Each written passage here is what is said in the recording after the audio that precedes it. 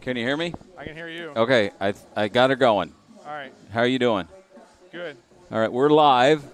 That's not good. Yeah, well. All right.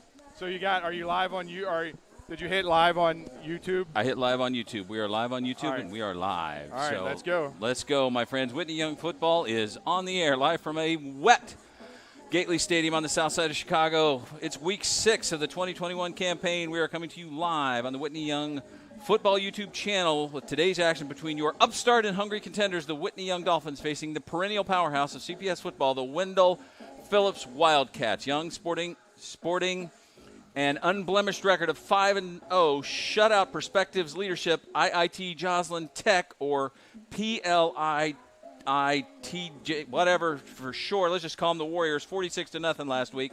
Phillips played Simeon and held off the Wolverines 14-12 to improve to a 3-2 overall.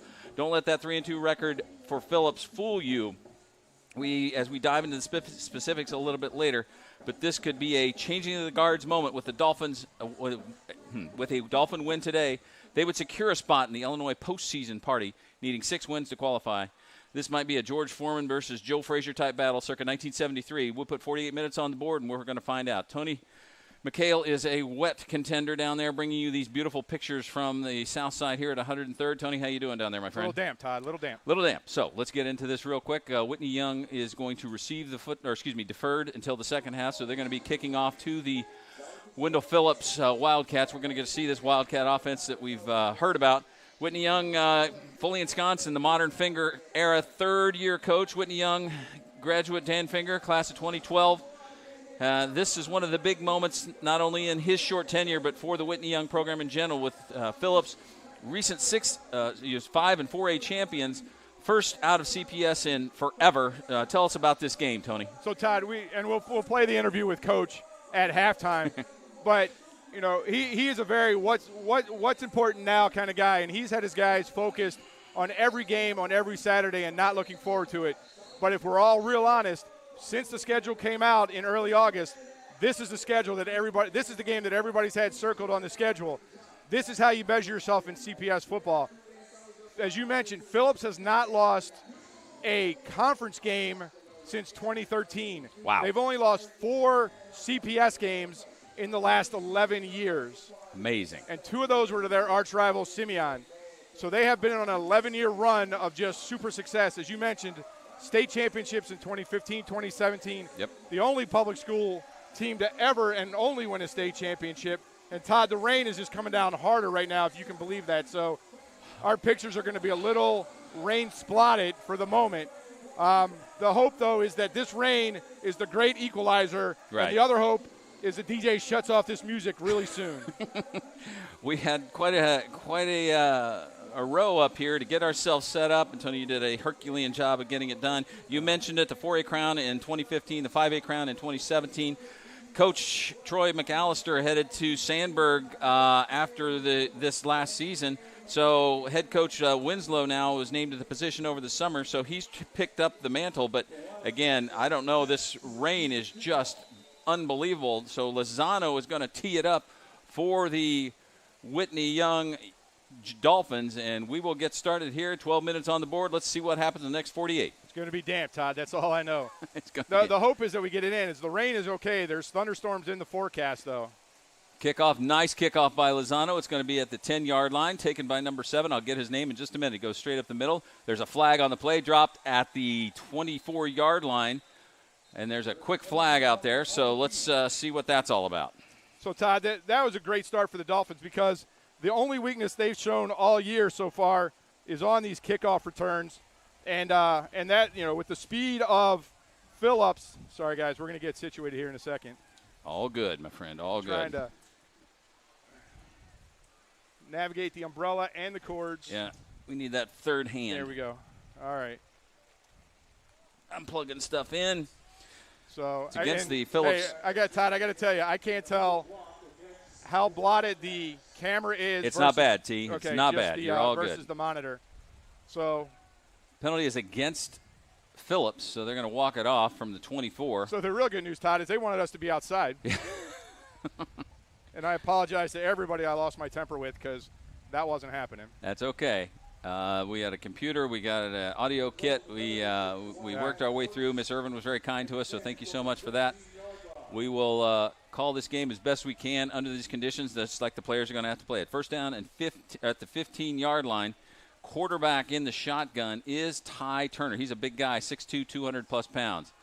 Turner hands off to number 14. That's Amari McAfee. He goes to the left side. Nice tackle there by number 33. That's Joseph Clayton. So, Todd, the biggest challenge the Dolphins are going to have in this first quarter is they have not seen this combination of speed and strength. And I think that our first-teamers can stay with the Phillips first-teamers, but they got to be ready for this speed right off the bat. They can't take any time to get used to it. And unfortunately for the Dolphins, they don't have anybody to practice against. Exactly. So if they can tackle, if they can stay in this first quarter, it's going to be a football game. Turner sends two to the right. Miscommunication in the backfield. He has to call his own number. He goes down in the arms of Tommy Busuri.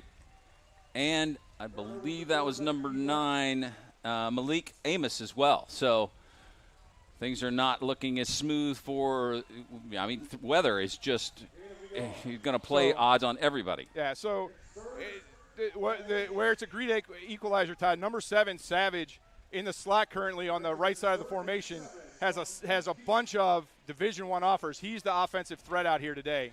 7 is actually Daquan Phillips. Oh. I didn't mean to check you, but just get you right. So there we go. Pass completed over. So, yeah, what number is Savage? Savage, I haven't figured that out yet. Okay. Didn't get that one. Maybe 9. Is he 9? Let's go with 9 is Savage. Yeah, so he has several SEC Division I offers. Tyler Turner, the quarterback, has several D2 offers. Neither of them have declared where they're going. So they're going to go for it here, Todd, early. 4th and 1 at the 24-yard line. We saw this last night where a squad went for it 4th and 1 at their own 19, so everybody's getting a little bit bolder. So the rain has just stopped, Todd. So we'll take it when we can. Tyler Turner hands off inside to spinning out of the grasp of the Dolphins is oh, good. Black on black. I really like that. Jamal Hill. So we got. Unfortunately, we didn't get a roster from the good folks at Phillips. We're doing the best that we can, but the ball rests at the 34-yard line, so it's again a gain of 10 on the play. It'll be 1st and 10 for the Wildcats at their own 34-yard line. Turner, ball's on the carpet again. Great opportunity for.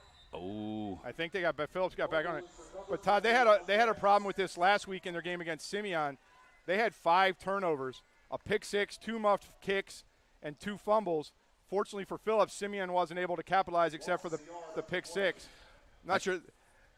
I'm not sure who number 5 is, and I hope he gets better, but not sure you want your ball boy to be the guy with the knee injury. Deshaun Hill was the one, number 33, the one who carried the ball, fumbled it, and then recovered it. Loss of about a yard, so it's going to be 2nd down and 11 at the 33-yard line. A little confusion in the backfield on that last play as well.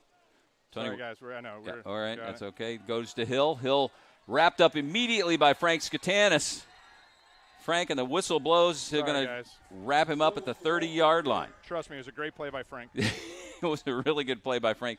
Not getting sucked in and getting right around the corner, getting the edge. Be right back with you, Todd. That's okay. It'll be the 7th play of the drive coming up. It's going to be 3rd down. The ball rests at the 30-yard line. So a loss of 3 on the play at 3rd and 14. So this is where I think they'll go to try and air it out here. The rain stops, so the ball's still going to be a little wet. Daquan Phillips, number 7, is split to the numbers on the left side. All right. That's the only other name I got. We're good, my friend. Little tilted, but we'll take it. We'll fix that in a sec. That's One right. thing at a time. Tyler, he's got a man open, goes through his hands, incomplete. That's going to bring up a 4th down. I bet you got a punt here. Yeah, it looks like you're bringing on the punting team. So this is what we. Great job. Absolutely what the Dolphins needed to do. Not intimidated by, half the battle coming out here, Todd, and Phillips wins half their games before they even walk onto the field. So this Dolphin team was ready for the speed.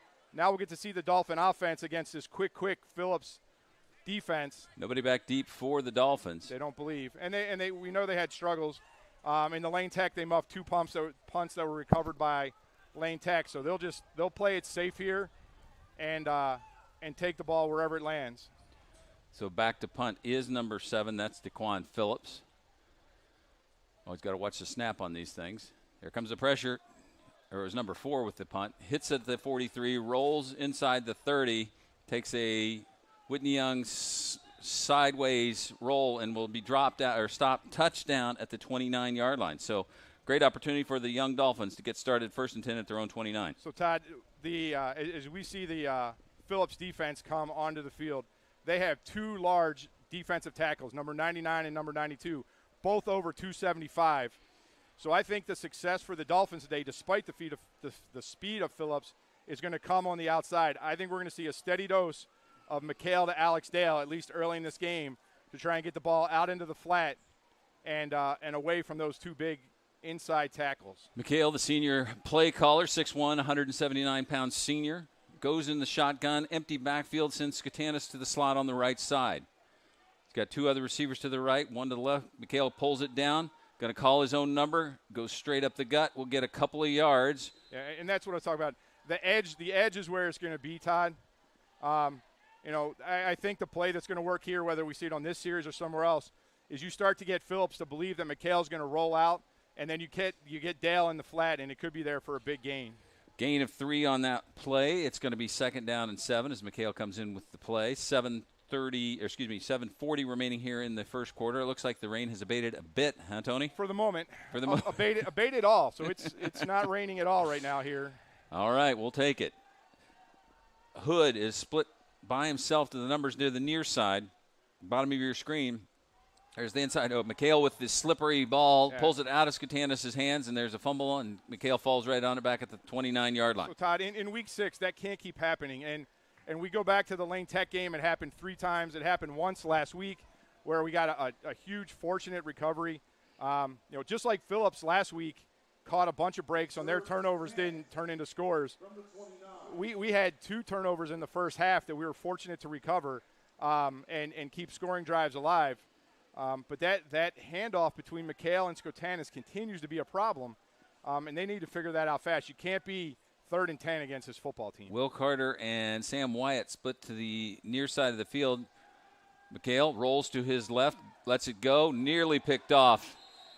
12 had some eyes on that one. Yeah, a little bit late. It was a good read. Yeah, Wyatt was there. Wyatt was there. Wyatt was open. There's a penalty, Todd. Sorry. Oh, I didn't see it. Nobody saw it. So do we know who it's against? No. Would the official tell us? Here comes sideline against Whitney Young. Okay, so the play stands. They're just a little enthusiastic. So here, Todd, I think, again, these are the biggest, the plays I fear most in this football game right now is how does Whitney Young cover this kick against the speed of Phillips? So going back is number 20. I wish I had a name for you, ladies and gentlemen. I don't. I got a bunch of names, but no numbers associated with them. So Coach couldn't help you with numbers? Couldn't help me with numbers, Stone. So the weapon that is Fernando Lozano looking for the snap from Frank Skatanis. Gets it. Oops, mishandles it. Blocked and and Lozano will fall right on it. Yeah, see, and this is you have to play a perfect football game to win this game, Todd. Yep. And those mistakes, the fumble on 2nd down, and then the low snap. It's a hard enough ask to win this football game against a team the quality of Phillips. But when you're going to give them the ball 1st down on the 15-yard line, you're asking a lot of your defense. Short field for the Phillips Wildcats. It's a 1st and 10 at the 14-yard line for the Wildcats after the mishandled snap by Lozano. He did get the ball off, but and then fell on top of it, but it was blocked by one of the up men for Phillips. So not sure what I guess they're trying to keep the ball dry. The linesman has a towel. I think that's a chamois. I'm sorry, Todd. No, it might be just. What's the difference? Maybe keeping a little drier. There goes number 33 up the gut. That's Deshaun Hill. Hill still on his feet, trucking around the right side into the end zone for the first score of the afternoon. So that Phillips right away takes advantage of the Whitney Young Dolphins' mistakes. So now 14-yard rushing touchdown. How do you react if you're Whitney Young? That's right. Now becomes the question. You spotted him the 7 with the muff punt, and now you got to get back on that horse and get that offense out there. Here's the first opportunity, Todd. Phillips doesn't really have a kicker. Right. So they're going to go for 2. So your first opportunity here is to keep this a 6-0 game. So Kyler Turner in the gun. I wonder if we'll see him go under center at all tonight. No. I doubt it. In to attempt the 2-point conversion. Deshaun Hill. Little confusion as well. No play clock here. Turner takes the snap, hands to Hill, fakes left, goes right into the end zone's got the score. So Hill gets the touchdown and the 2-point conversion for the Wildcats. Just a 14-yard drive, one play, took all of 8 seconds. We've got 6:22 remaining here in the first quarter.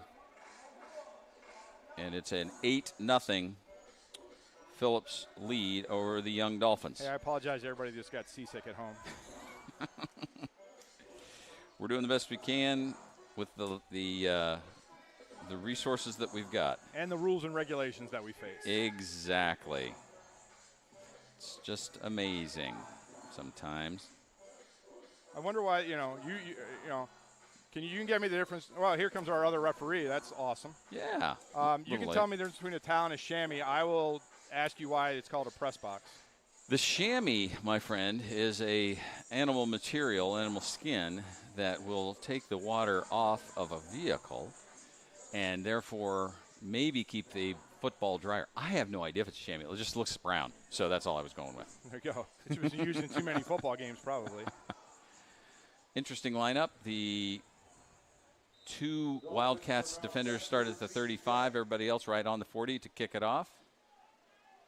It's going to go to number 23. That's Ulich to the right side. Gets wrapped up, drawn down inside the 20-yard line. So what Luke needs to learn real fast, only a freshman, is you're not going to go side to side on this team. You go straight north and south, get as much as you can, and give the ball to your offense. Yeah. That is so true. So the ball will be placed at the, where are they going to spot it? The 18-yard line. So Whitney gets Young gets their second opportunity starting at the 18 with 6:18 remaining here in the first quarter. Let's see what McHale's got dialed up this time, and Coach Dan Finger. I just don't see a lot of time for a long Anthony Hood pass. I think you're better off getting him the ball short. Yep, letting him do his stuff.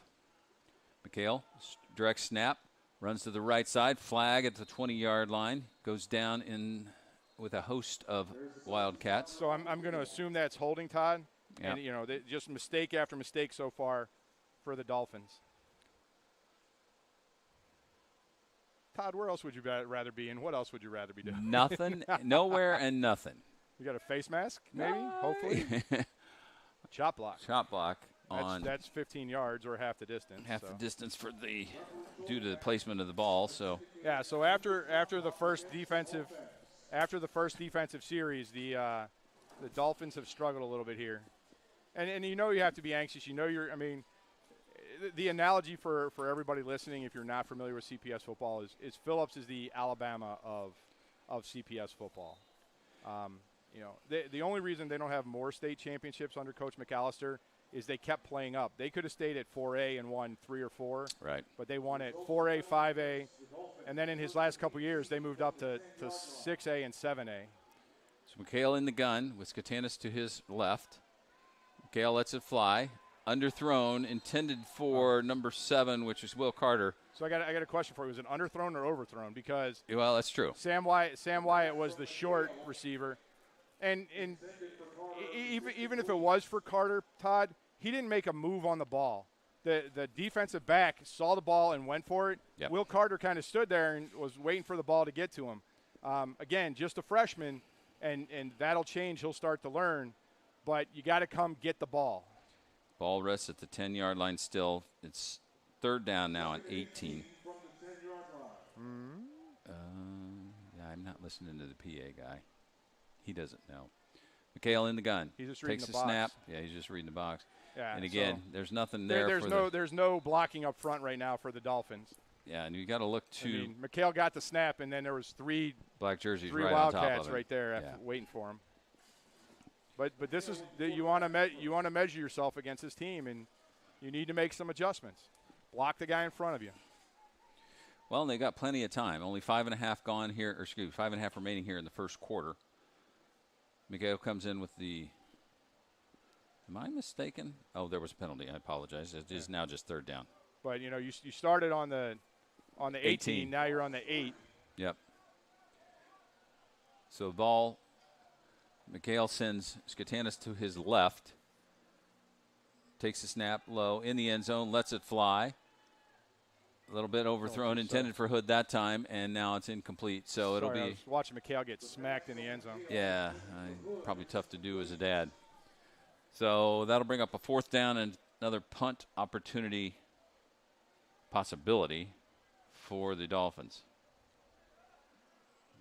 Try to get a clean one this time because Lozano can, he can flip the field. Boot it.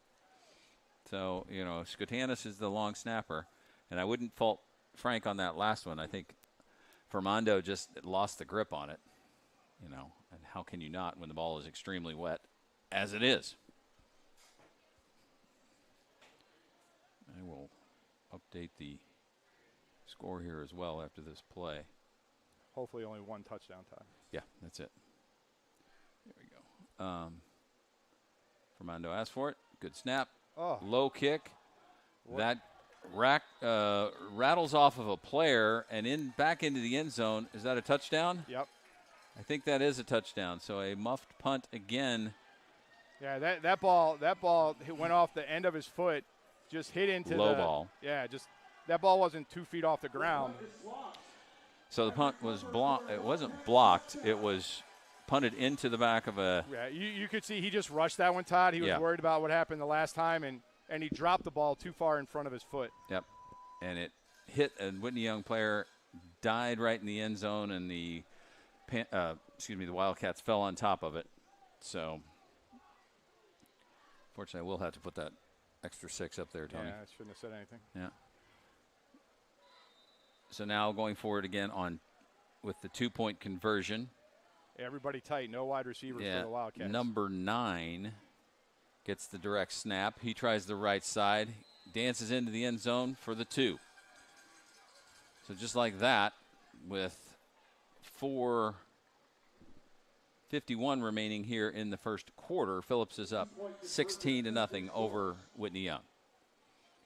And this is what you feared. This was, you thought you had a good start. You kicked off. You stopped them. You forced them to punt, and then you just made some mistakes that made it 16-0. So otherwise, Todd, some scores elsewhere in CPS this weekend. Yes. A game this morning in the other side of the top level of CPS football. Kenwood beat Morgan Park 21-8 in a big win for them. So they're first place atop that group with a game. I'm not sure if it's next week or the week after against Simeon. And then last night in our group, in a defensive. What are you doing, Tone? In a defensive. You're multitasking. That's all you're doing. Defensive battle. Taft went to Lane and won 15-12. So that's our opponent in 2 weeks. Kickoff. Good straight kick. It's going to go to Hood. Mishandles it. It's got to pick it up. Goes to the right side. Gets his stride going at the 20-yard line. Squeaks out and then gets gang tackled right at the 20-yard line. Maybe they give him the 21. That's where the Dolphins will take over 1st and 10. Todd, I've been doing play-by-play for too long. I'm not used to doing the camera. It's the tough job. We'll fix. There's something cattywampus with the. That's a good shot right there, my friend. The tripod. If you can just hold it like that. Let's hope they move a little bit north and south. Let's not stay there, right? Let's not stay there. So McHale. So there's been some openings when McHale's had time in this passing game. There's not a lot of running room right now, so you have no setbacks. Skutanis, Wyatt, and Carter to the left side. McHale pulls it down, looks for an opening, gets hammered right at the 20-yard line. And you can see right away that the biggest difference between this team and the Westinghouse and the perspectives that we've played so far is speed, and they got 5 guys running to the ball. They're not fooled necessarily by what the Dolphins are doing. Everybody's staying home. Everybody's playing their assignment. Yeah, the spread offense is not really is not confusing I keep saying the Panthers, the Wildcats at all. No. So we will see. Looks like we might be having another shower coming soon, Todd. 2nd down and 9. You're also Tom Skilling, too? Good for you. No, I'm standing outside. McHale. Here comes the pressure. Lets it fly. Good pass. Intended for Wyatt. Got between 2 defenders. Incomplete at the 40-yard line. Just a little touch overthrown. But, again, you know, in these conditions, that is just hard to place a ball, especially between 2 defenders like that, Tony. Yeah, and it was a good throw. He got his feet set. Didn't try and loft it in there, so there was really no chance for the Wildcats to intercept it, just off Wyatt's fingertips. So McHale comes back to the huddle with the play. 4:32. Only 9 seconds have gone off the clock. Yeah. Well, no, the first play was a run, right? Yeah, but it started at 4:41. I mean, they should have taken 40 seconds off. Exactly. Maybe the officials just recognized it.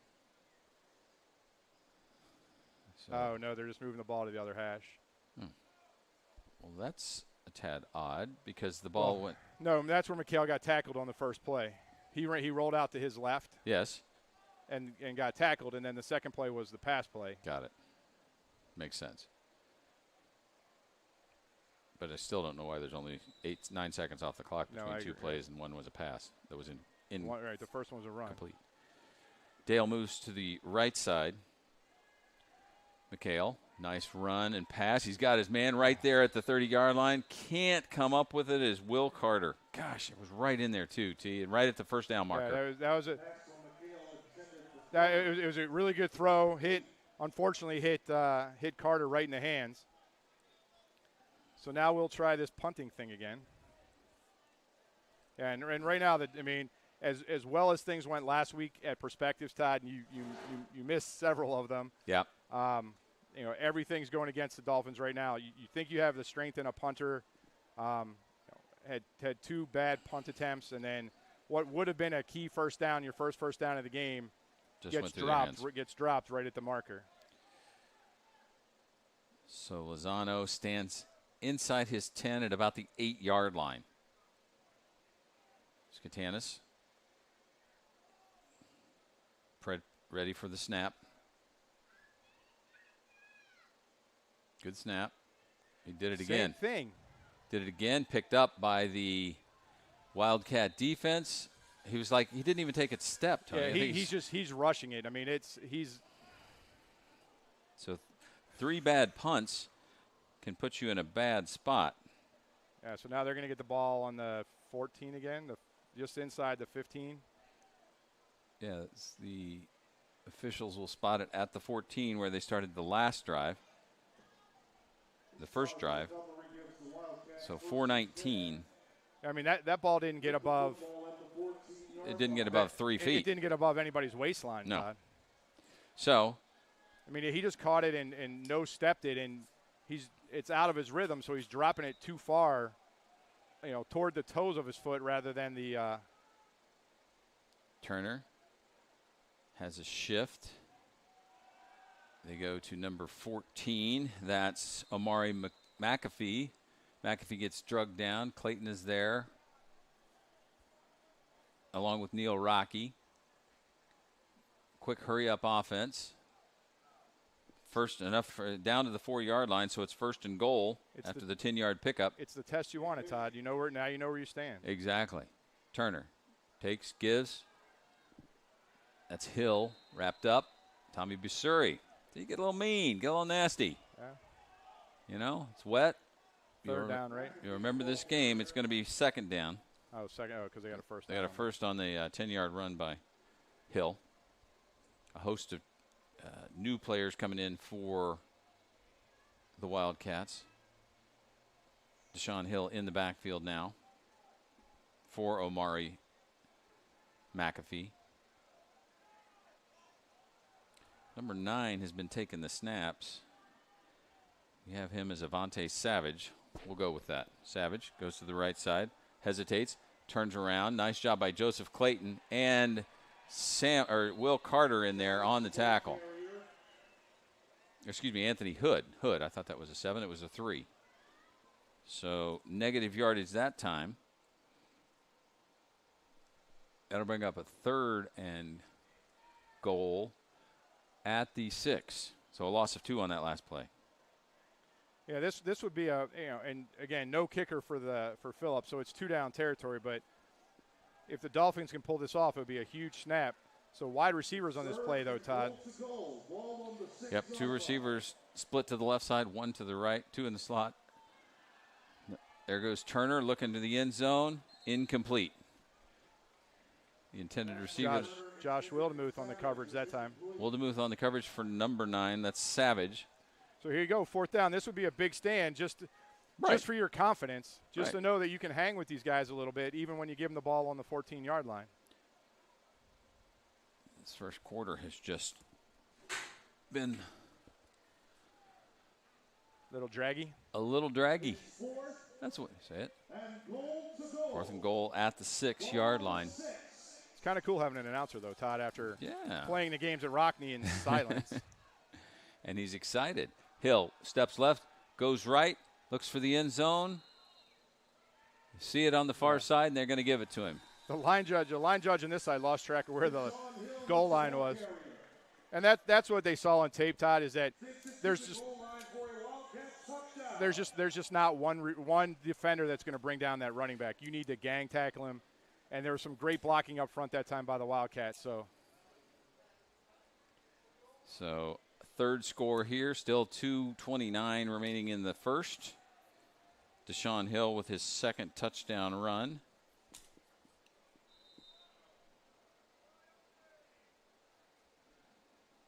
And to attempt the extra point, they're going to go for 2 again. Turner takes the snap. Sets up, pulls it down. Stretches for the end zone, did not make it. So there's an uplift. Defensive stand, yeah. Defensive stand. Phillips 22, Whitney Young nothing. With 2:29 remaining here in the first quarter. That was a 1 minute and 1 minute and 50-second drive.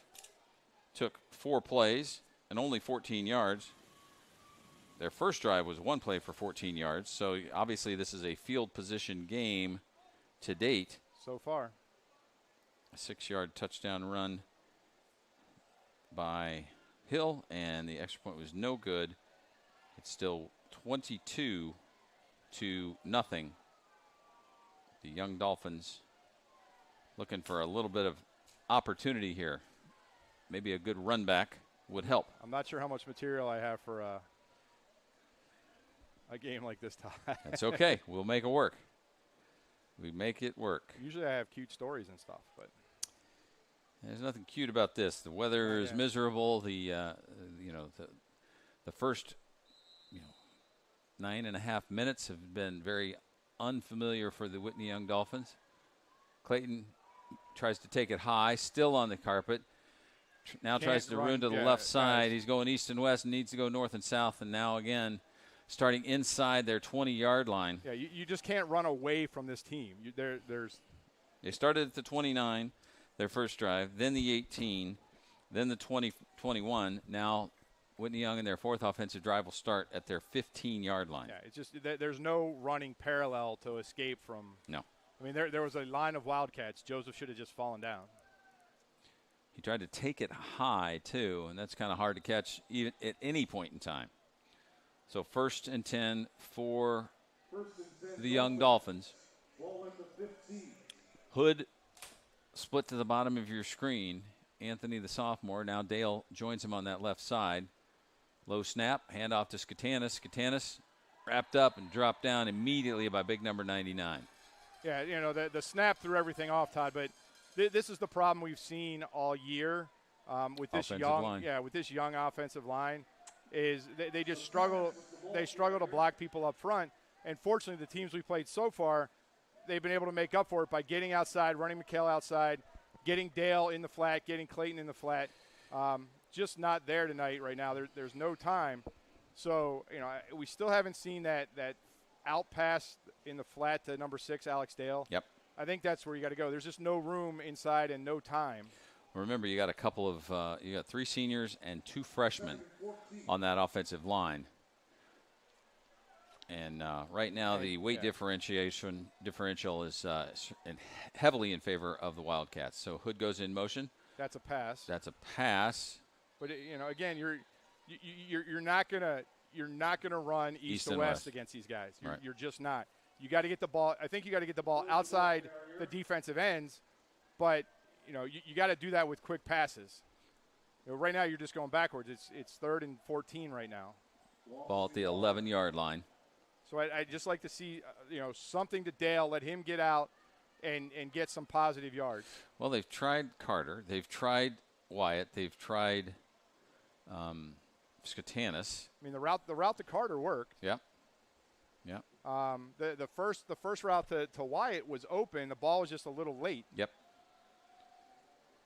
So now McHale's got 2 in the backfield. He sends Hood in motion.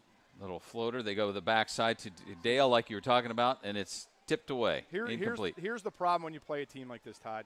You start to rush everything. Everything, right. Everything speeds up. The goal of this game, especially in Week 6, is everything should have slowed down for the Dolphins. They should know exactly what they're doing and when they're doing it. That was the 3rd snap in a row that was rolled back to McHale because Cepeda's worried about getting to his block. Yeah, exactly. And he's a freshman. Right, he's a freshman, and it's understandable. This is a super good football team, but that's the problem right now. When the ball rolls back, it ruins the timing of everything. So we got a new punter, Todd. Yeah, you're trying number 6. Alex Dale's going to give it a shot. So Skatanis still the long snapper. He's done a great job today. 33.3 ticks remaining. Good snap. Gets it away. Bounces at the 40. Takes a young bounce. Still on the carpet. Rolling back to the 50-yard line and hammered at the 44. Nice tackle there by Frank Skatanis coming up from the center spot and tackling number 20 at the 44-yard line. They'll give him the 44. So there you go. Now reset a little bit, right? Yeah. Now you have some field position. You flip the field again. Your defense has actually been playing pretty well. Yeah. Get a stop. Start building on the little things. Well, when they've only had to go 14 yards and 14 yards, right, and then a muff punt into the end zone for a score, right, the defense, that first drive, they held them to just a 5-play drive, or 6-play drive, excuse me. And I never suggest you give up on a game, and that's not what I mean by this. No. But you have 2 more games in your regular season, then a CPS playoff game, and then a state playoff game. Build on this because this is going to probably be the best team you see all year. Yep. Play them hard for the next 3 quarters. Ty Turner in the gun. Low snap. See, lets it fly looking down the right sideline. Incomplete, way out of bounds. Wildemuth was back there with number 9. That's Savage. Right, so they're going to make mistakes too, Todd. We go back to the fact they turned the ball over 5 times. There was a good pass rush on that. Turner didn't have time to make any reads. It was one-time throw. So 9, we're going to go with 9 is Savage, Todd. Yep, he is. And he is, from what I've read, he is the best college prospect in CPS and one of the top in Northern Illinois. Several SEC offers. Wow. Talented young man. 14.9 seconds remaining here in the first quarter. He's also offsides. He is offsides. He's been offsides the last 3 times, or at least since we've been down this end of the field. There's the pass completed at the 43, still on his feet. There's a pod of Dolphins that bring him down. McHale and Clayton are back there as well at the 40-yard line. But just a nice soft spot. Ryan McDonald. We go get at halftime. We go get the roster from the PA guy. Yeah, exactly. But Knight, great route. Just found the soft spot in the zone, and Turner delivered the ball on time. And just a really nice play. And we just cannot. Why is the clock stopped? What's going? I mean, the clock should be running. The ball's spotted. Right, the ball's spotted. What the are we clock should doing? be running. Now they what? Now. Oh my God. White hats like. Just. Come on, Grandpa. Sorry. We just haven't had. Nothing. Blaming nothing on the referees for the score of this game. The clock management, however, has been a little bit crazy. We got to the end of the first. The Phillips Wildcats all over the young Dolphins, 22-0. The ball will be resting at the 40-yard line for the Wildcats of the 40-yard line of the Dolphins. And I'll tell you what, Todd, this will be an interesting challenge for Coach Finger. As you've mentioned several times, they were 3-0 in the spring season. So they haven't – a group of these guys haven't ever lost a football game and definitely haven't been in a football game like this where they're down 22-0 after the first 12 minutes. So it's going to be probably his hardest and possibly best coaching job right now. Yep. To keep these guys engaged and make sure they stay focused and play even for these next 3 quarters. And I'm going to try and get the camera to stop moving, guys. I'm sorry. That's okay. No, it's not really. We'll try and fix it at halftime. Fix it in post, so, as they say. Fix it in post. I'm just worried about everybody getting seasick in the now. Well, they flipped the field, and that takes a while, too. Phillips is out there just yucking it up. 56, 55, and 52. The guard-center guard combo. And then they got big number 72 out there. Yeah, I mean, we saw him get off the bus. These are men. These are big boys. So Turner now with 12 minutes on the clock.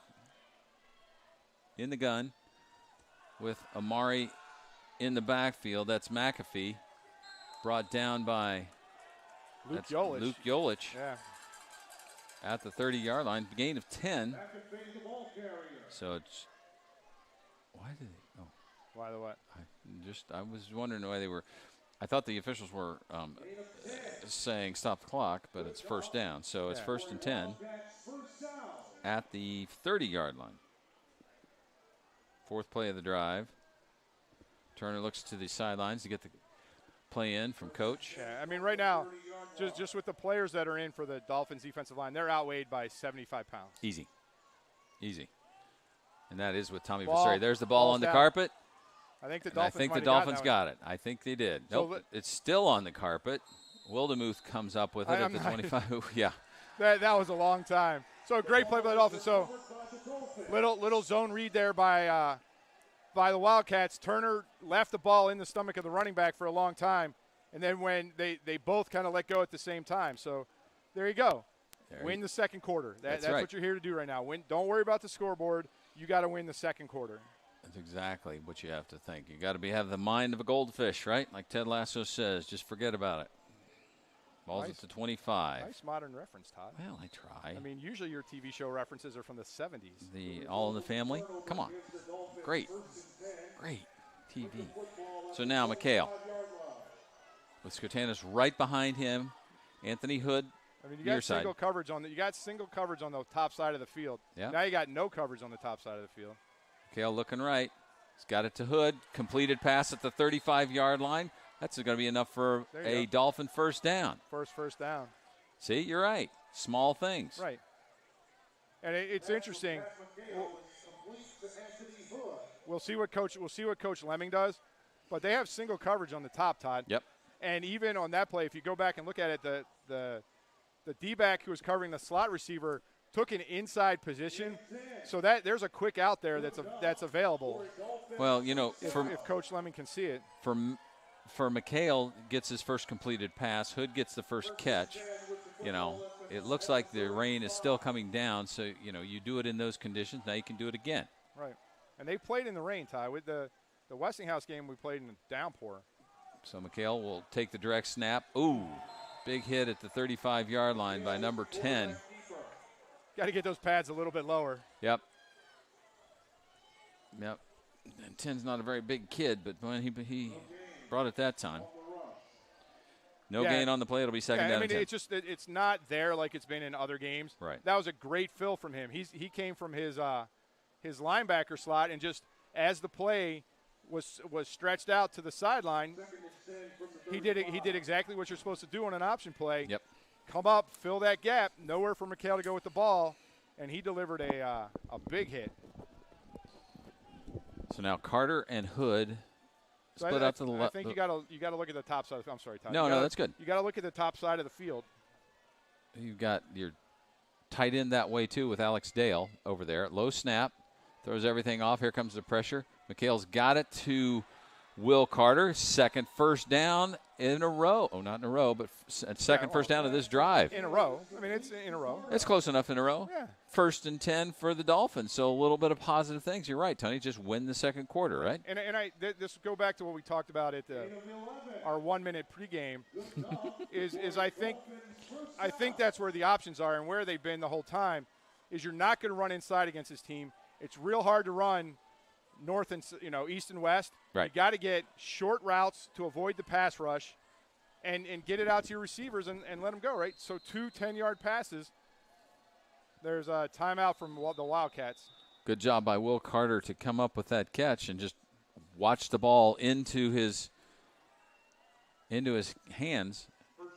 Hey, Todd, we're going to let the folks at home see how the sausage is made. Yeah. Could you hand me my juice bottle, please? Yes, of course. Here you go. Thank you, buddy. I figured Appreciate you need some little go juice. I was just taking a seat there for just a sec because there was a timeout. So. No worries. So here we go. When we start back up with 9:19 remaining here in the second quarter. I still am on the end of the first. I got to get better with that. We are in the second, ladies and gentlemen. 22-0 is the score. This is the first real threat by the Dolphins. They're at their own 46-yard line. It's generous calling this a threat. Well, they've gotten out of their, they were territory. Yeah, down inside the 30 for the first quarter and couldn't get out of their own way on that. But then, as a good quarterback would do, the Phillips quarterback, Ty Turner's on the sideline here, just, working on his delivery. Yeah, as we said, he has, as we were doing research for this game, he has a couple Division II offers. Northern Michigan, I'm trying to think where else. But he's going to play football at the next level also. And it goes right through Savage's hands on the sideline as well. So, 1st and 10 for the Dolphins at their own 46-yard line. McHale hands off to Skutanis, then a double reverse. Hood's got it. Cuts upfield nicely close to the 49-yard line. A little too long to develop that play, but they did get positive yardage. We'll give them a gain of 3 on the play. It'll be 2nd down and 7.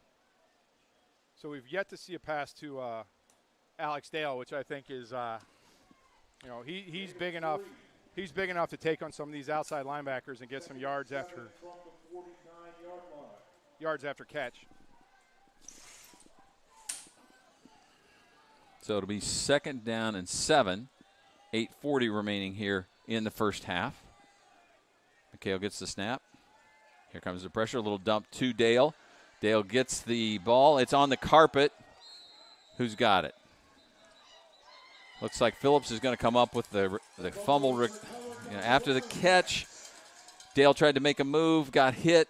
Ball goes to the turf, and Phillips comes up with it at the 49-yard line of Whitney Young. It was the right play. Yep. The one you've been calling for. Right. And it's worked. It's there. I mean, it's there all day. So it would have been, made it 3rd and short. So Phillips has the ball at their own 49-yard line. They fumbled their last offensive series. Give the Dolphins 5 plays to get it to 8:29 remaining here in the first half. So Ty Turner, again, in the shotgun, in the rain. Goes to Hill. Hill met by Clayton, gets out of Clayton's grasp, gets out of Dale's grasp. There comes a flag. Holding, yep. It's going to come back. So Clayton came up from his linebacker spot, and so here's what has to be learned is that's worked for him a couple times this season where he's just run into somebody and knocked them backward. They're saying it's against the Dolphins.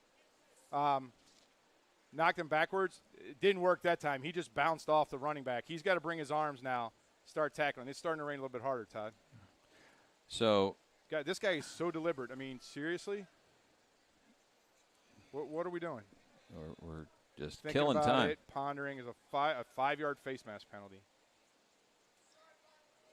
Oh. Sideline indicate. Sideline warning, the second one, and now really, who's really watching? I guess the referee runs the head linesman runs into somebody. Well, it stops the clock too, and it puts the ball at the 35-yard line It's after high the school penalty. football. The clock should run. Yeah. After a penalty like that, the clock runs. We just haven't. And it combined with no 40-second clock or 25-second clock in this case. Yep. Turner hands off to McAfee. McAfee gets wrapped up by Wyatt, and everybody. McHale rips the ball out. But it's after the whistle, so no gain on the play. It'll be 2nd down and 10. And, I got nothing else to complain about right now. That whistle was so slow. That play was dead. That's how people get hurt. Yeah. Blow the whistle. The number 9 was wrapped up and going backwards. Blow the whistle. Get the kids out of there.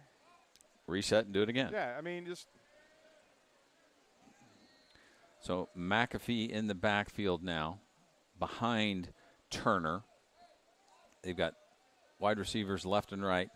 Man in the slot to the right side. The tight end or H-back on the left side. Ball in the middle of the field. Fumbled. And that time, Whitney Young's got it. Sam Wyatt's got it. Yeah, so this is going to be a problem for Phillips.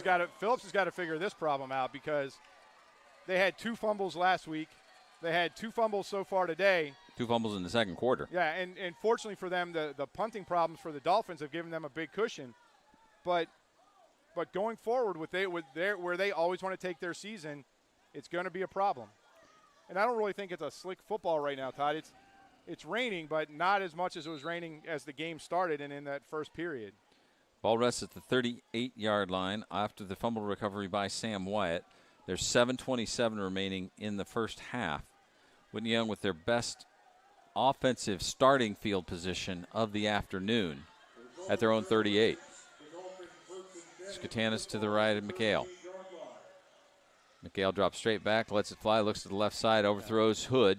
Everything's just fast now. Yep. Everything's so fast. They have to take a deep breath and slow down. Right? That Anthony Hood was open. McHale didn't set his feet, dropped his arm, the ball sailed high. Just set your feet, right? Take a breath, take your time. Yep. You don't But this is the first time you see this type of speed, right, and you can't coach it. Yeah. And now you're nervous, right? Because you're down 22-0. Don't go quick. Don't go fast, go quick. Yep. I think it's from a James Bond movie, but I'm not sure. Would that be Sean Connery? Roger Moore, maybe. Roger Moore, okay. Even though Sean Connery is better. He is. So 7 and 8 come to the near side at the bottom. 3 to the top. Dale still on the left side. Skatanis moves to that left side on the side of the hip of McHale. Now they move Dale to the right. Here comes the pressure. McHale gets away from the first wave. Looks to the 40-yard line. Gets sandwiched between a couple of Wildcats, number 2 and number 3. But that was a much better play, Todd. He took his time, saw the pressure, ducked under the pressure, and was able to pick up 4 yards.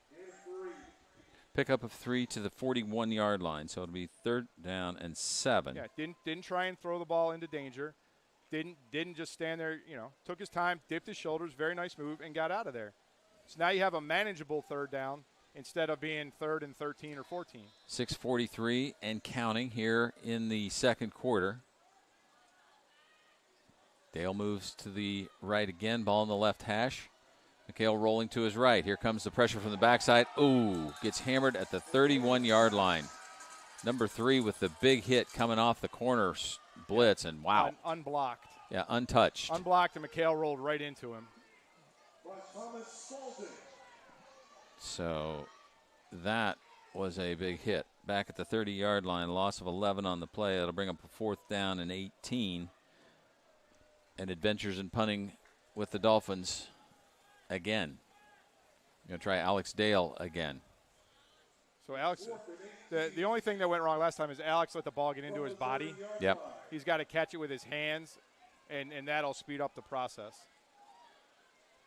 Oh, I just noticed that some of the Phillips players have the Purdue slant P on the back of their helmets, kind of like Oregon. Their blue helmets with their black jerseys and navy blue numbers. Dale. One steps. Nice job. Going to bounce at the 43, take a huge Dolphin bounce, and roll to the 30-yard line where it will be down by Frank Skatanis with 5:26 remaining here in the first half. Dolphins down 22-0 to the Wendell Phillips Wildcats. So we see what the Wildcats do here, Todd. They fumbled on their last 2 possessions. Both teams have fumbled on their last possessions, except for that punt right there. I guess that makes it. Thanks. That's stupid on my part. Thanks, Todd. Whew, ball's wet is basically what I'm trying to say. Ball is wet. Tony's wet. It's good to see number 72 for the Wildcats back on the field. He limped off after the last fumble. Can't miss those shoes, so can you? I think it's 72, and I don't have my notes. I apologize. I think 72, Todd, has accepted an offer to go play at Grand Valley State, which is a Division II powerhouse. Would that be Damian Thomas? Yes, I think that's 6'3", 305-pound Damian Thomas? Yeah, he is. Yeah, big boy. All day long. Mm-hmm. But, yeah, so Grand Valley State, great program. Turner takes a 2-step drop. Basiri gets close to him, overthrown his intended receiver, incomplete. Great job by Wildmuth that time. He had him covered on the inside, and that ball was forced to be overthrown. So great job by him. Stops the clock with 5:18. The first real deep pass we've seen, the first time the Wildcats have tried to go over the top. Their other 2 passes were short, little curl-ins. This is like a college game, though, Todd. My God. A lot of stoppage of play. Right. It feels like a Notre Dame game. We should have a 4-minute commercial break. We can talk. 5:18 on the clock. 22-0 is the score. Turner with 2nd down and 10. Ball resting at his own 31-yard line. 2 receivers to the left, 1 to the right. Turner gives to McAfee, I believe. That's number 14. Wrapped up by Alex Dale. Nice job. Yeah, came across. He was lined up as the left inside linebacker. Came across the formation and stopped that for a gain of 3, 2.5. Let's see where they put the Jeez, 43. So give him 3. So it's 3rd down and 7 at the 34-yard line. So again, right, the Dolphins defense is playing really well once again, as they have all season. It's just that the punting troubles and then the inability for the offense to do anything right now. The blocking has been McHale's had no time whatsoever to get anything done, so to even set up. Pass, little dump pass to the side, and incomplete. So he bobbled that. Who was that? Number 7. Bobbled that, but he was standing on the sideline. He was not going to be able to pick up the first down on that. And the Wildcats are contemplating with a 22-0 lead and 4.5 minutes on the clock. Probably going to go for it. They are going to go for it. 4th and 7. The intended receiver that time was Daquan Phillips. So they're going to go for it. So 4th and 7 at the 34. Getting the play from Coach. They're going to take a timeout is what they're going to do. Yeah. Timeout called. What the heck just happened? Oh. The second charge timeout by the Wildcats. Thank you to the PA announcer. Did the umbrella working for you okay? Yeah, it just kind of closed on itself. Well, it's had a lot of rain. I know. Like the rest of us. So, Todd, while we have a second here. Please. We talked about it earlier that Coach Troy McAllister really built this Phillips program. He was a head coach here for 11 years. You mentioned he left after this spring season. And he went down to Orland Park to Sandburg, which doesn't have a huge football tradition. But the power of Coach McAllister, last night, he took Sandburg over to Lincoln Way East, who is a 8A powerhouse. And Sandburg came away with the upset victory, 30-27. So he is picking up right where he left off here in the city and starting to build that program. Again, 11 years here at Phillips. Yeah, that Lincoln Way East struggling a little bit. They're 4-2. But they hadn't lost a regular season game in 4 years, and that was their second loss. But a huge victory for Coach McAllister in Sandburg last night. So when play resumes, it'll be 4th and 7 for the Wildcats. Whistles before the snap. Timeout, Coach Finger. A little gamesmanship here. Why not? Why not? I do have. What else we saw? Mount Carmel lost last night, Todd. They lost to Brother Rice. Brother Rice. St. Rita won. I forget. Oh, St. Rita beat Naz. So it would appear that Naz has 4 losses. Their struggle to get into the playoffs. They are a 7A powerhouse. They're going to struggle to get into the playoffs this year. Might have to go in as a 4-5 team if it gets down that low. Well, I was going to say the only, just to kind of reset, the only common opponent that both of these teams have had has been Westinghouse. Phillips blanked Westinghouse back on September 11th, 28-0. And then I think it was week 3 for the Dolphins. They beat the House 21-12. Phillips's 2 losses came in week 1 and 2. You mentioned Mount Carmel. That was week 2. Phillips got shut out 42-0. And then they went to Batavia in week 1 to take on the Bulldogs and got smoked out there 33-6. So they're probably taking their. I love the way they challenge themselves. So they go out and right. They go out and play the powerhouses of Illinois football and to get better. Yeah. That's what's and that's I think what Coach Finger's trying to. Well, he's got to play him here. So there goes Amari McAfee with the carry and did not pick up the first down. It's a little bit of a counter there, Todd. It started to look like an outside right run. And he brought the ball back into the middle, but the Dolphins had actually won the line of scrimmage on that play, and nice tackling up front. Nobody tried to arm tackle him, brought him down. 2 and 3 tacklers there. So, let's see if the Dolphins can move this ball. They get it on the 35. There's plenty of time. 4:21 remaining. Ball rests at their own or at the Phillips 35-yard line. So, first time in the opponent's territory this afternoon. The other big game today, Todd, I'm not sure if it's raining in on the north side of Chicago, but Marist took a trip up to Loyola today in a 1v4 game in the state. Wow. Or in the north part of the state. McHale mishandles that snap. Yeah, he was going to roll. That looked like it might have been a pitch to Skotanis. McHale started his rollout to the right before he got the ball, and you can see the Dolphins are hanging their heads a little bit. Yep. They've played this second quarter even, trading fumbles. But they played it even. That was a great defensive stand right there. Phillips hasn't given up anything. They haven't stopped trying. And the Dolphins just need to figure out how to get this ball into the end zone right now and make it a 22-7 game. They get the ball to start the second half. Yep. The rain is the great equalizer right now, Todd. Who knows? And again, you're building this program. You have Lincoln Park next week and Taft, which is going to be another challenging game in 2 weeks. Lincoln Park has yet to win this season. Nice pass by McHale over the middle, nearly picked off. Had Dale, and then coming across from the right side was number 12. Luckily, that one didn't head back for a pick 6, but that was a great job. And he saw Dale that time right down the hash marks. I think you just need to take a little air off of that. If you can throw it a little more on a line, not give the safety a chance to react. Yep. But that's what I'm saying, Todd. These routes are coming open. Yep, you're right. You've called it all day, Tony. Single coverage. And that's because everybody's in the box. Right. I mean, they're recognizing that the offensive line can't handle. They're geared up to stop the run. The pass plays are out there. So Carter. Everybody's getting single coverage. There's one deep safety.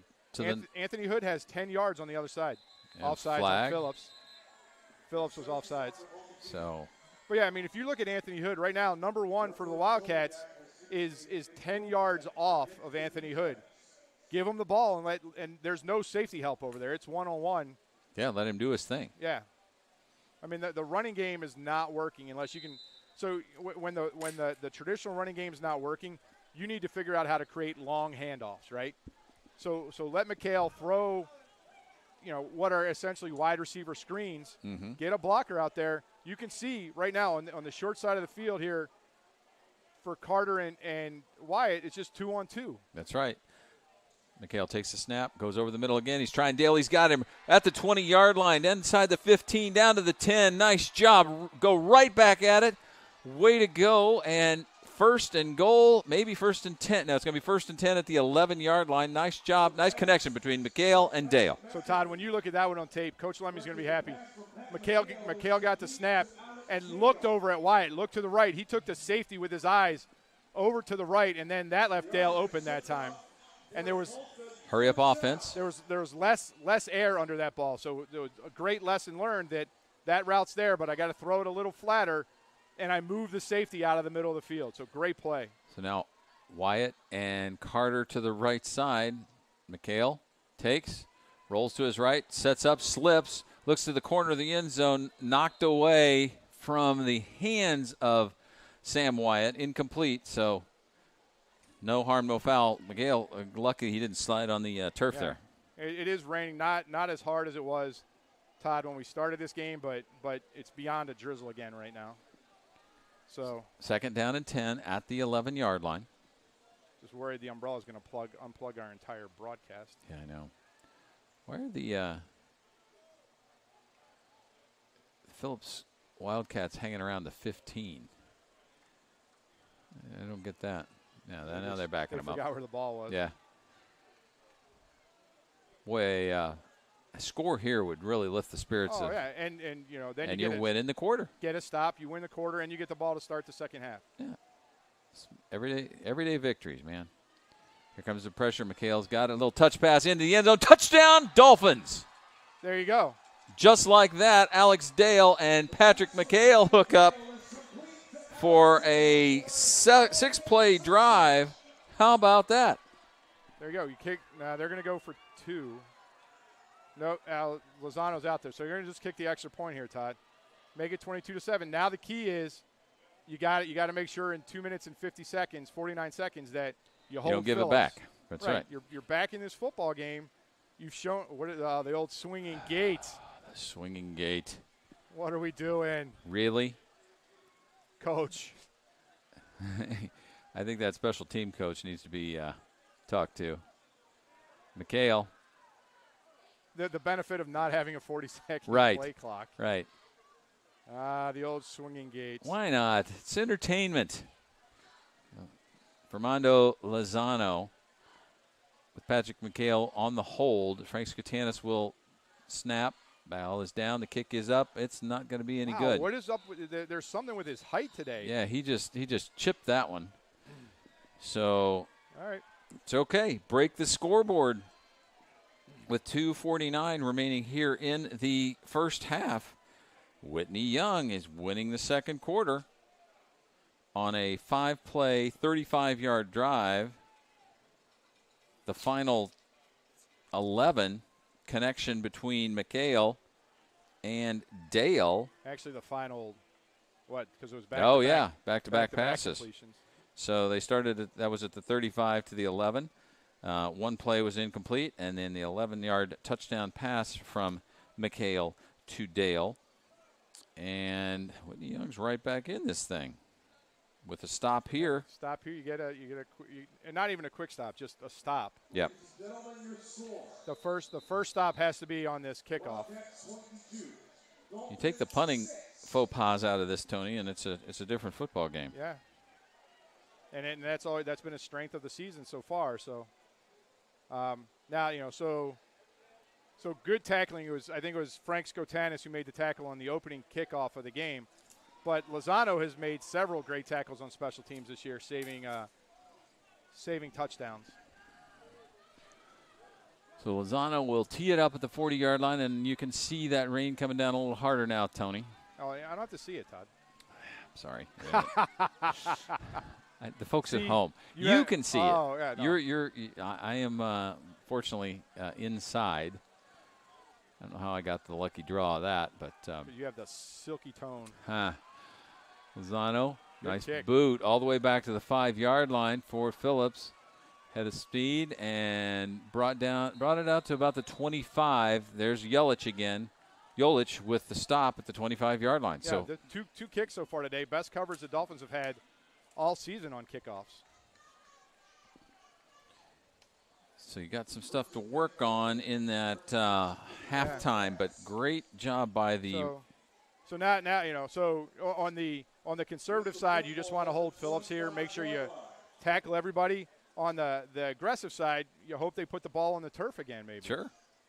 Now you know you can score. Now you know you can get in the end zone. Now you know it works.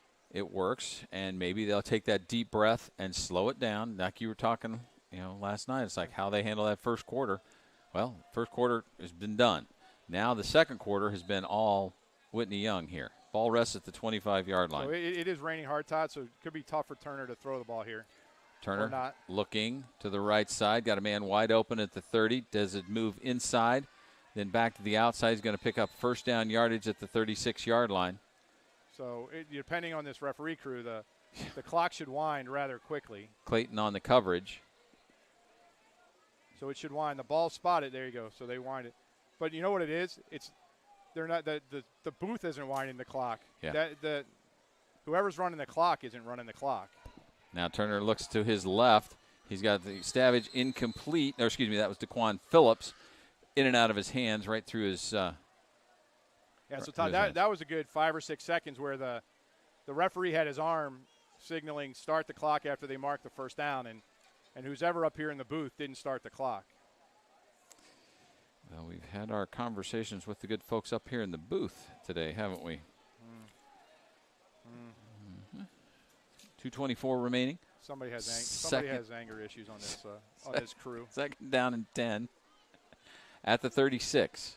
Bit of a high snap. I think that's Hill back in there, still on his feet, still charging. It's a good run. Great run. He was second and third effort right there. He was stopped. He had 3 Dolphins on his ankles, and he didn't want to go down. Alex Dale with the tackle, finally bringing him down at the 45-yard line. So if you remember, Todd, the fear of all the Dolphins is a repeat of the first game last year against who do we play? Where they scored the touchdown with no time left on a 90-yard run. Oh, yeah. Ball on the carpet. They get it to Hill, does a nice move, gets into Dolphin territory at about the 48-yard line. So I'll tell you the biggest difference between Phillips, Todd, and the Dolphins right now. Josh Wildemuth came up from his cornerback position and had and I'm not suggesting anybody play dirty, but the running back spun right into him. Yep. And Josh had kind of slowed down to try and catch him instead of lowering his shoulder and putting his shoulder in his ribs. I mean, that's the difference right now. You saw McHale get pummeled a couple times. Yep. Scotanis broke that. Well, Rocky can't come up with it. There goes Hill all the way deep down inside the 25-yard line to the 22. So Scotanis was in the backfield to break that play up. That play should have gone nowhere. And it's just arm tackling right now, Todd. I'm not sure if they're tired, but that's 2 or 3 plays. All the way down from the 48 down to the 22-yard line. So here you go, Todd. Take a look at Alex Dale. Yep. He's playing with one shoe. He's got to go down because he's lost his shoe. Yeah, he has one shoe. Where is his shoe? He threw it onto the sidelines. Oh. But, yeah, that was 2 plays in a row, Todd, where the Dolphins had the running back stopped in the backfield and just could not bring him down. Dale's got to come off. Well, they think the Dolphins took a timeout. So. No, he sat down. I think that was they'll have an equipment timeout, so I don't think they got officially charged. Can't take it with you. It's true. Yeah, Yelich comes in. You got to figure out a way to come up with a stop here. There's still all kinds of confusion. And now they run the clock. Now they wind the clock. Whatever. And they'll let Dale stay out there. So Turner comes back with the play. Clock's under a minute, whatever. Okay, and Alex Dale, who lost his shoe, still gets to play the play. You got to tackle. They're just missing tackles right now. 1st and 10 at the 22. High snap, looking to the left side, timing pattern, Wildemuth right there, and the Phillips player goes up with it. Where's the indication? Is there a score? They're going to have a conversation. McHale's gesturing. Wildemuth with the. Nope, they're going to. I think McHale was saying the ball's on the ground. But, yeah, that's what you had to avoid, Todd, that kind of drive right there. Looks like that's a touchdown. And Sorry for my poor call that time, but it looked like bad tackling. So with 42.5 seconds remaining, going to try a 2-point conversion again. Turner hands to Hill, looks to the left side, goes in untouched. So 30-6, 75-yard drive, a 22-yard hookup between Turner and, I wish I knew who caught the ball. So it is now 30-6, Phillips over the Whitney Young Dolphins.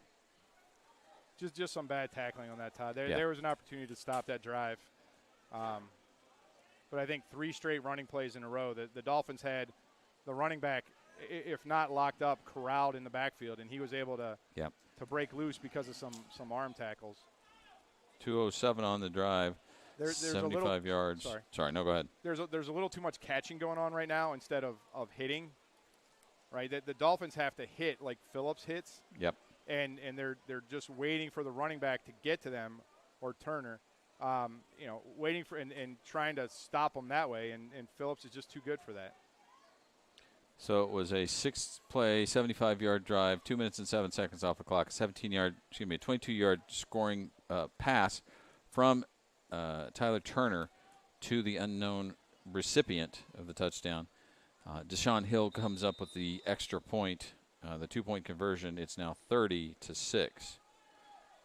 Kickoff bounces at the 26, picked up by Clayton. Clayton heads forward and gets to the 38-yard line. And the clock went, another second ran off the clock. It drives me crazy, right? You have these kids out here trying as hard as they can, in a team that is as state quality as Phillips is, and you can't get them the resources that they need. Yeah. Ball's at the 38-yard line. It will be 1st and 10 for the Dolphins. Again, as you've mentioned, Tony, they will get the ball to start the second half. I don't think Phillips has any more timeouts left. At max, they have 1. I think you just take a knee here and get out of Dodge. Go figure out what you're going to do in the second half. Yep. Yeah, Skotanis behind McHale in the pistol. 2 to the right. Bad snap. Yep. Nope, they're going to throw the ball.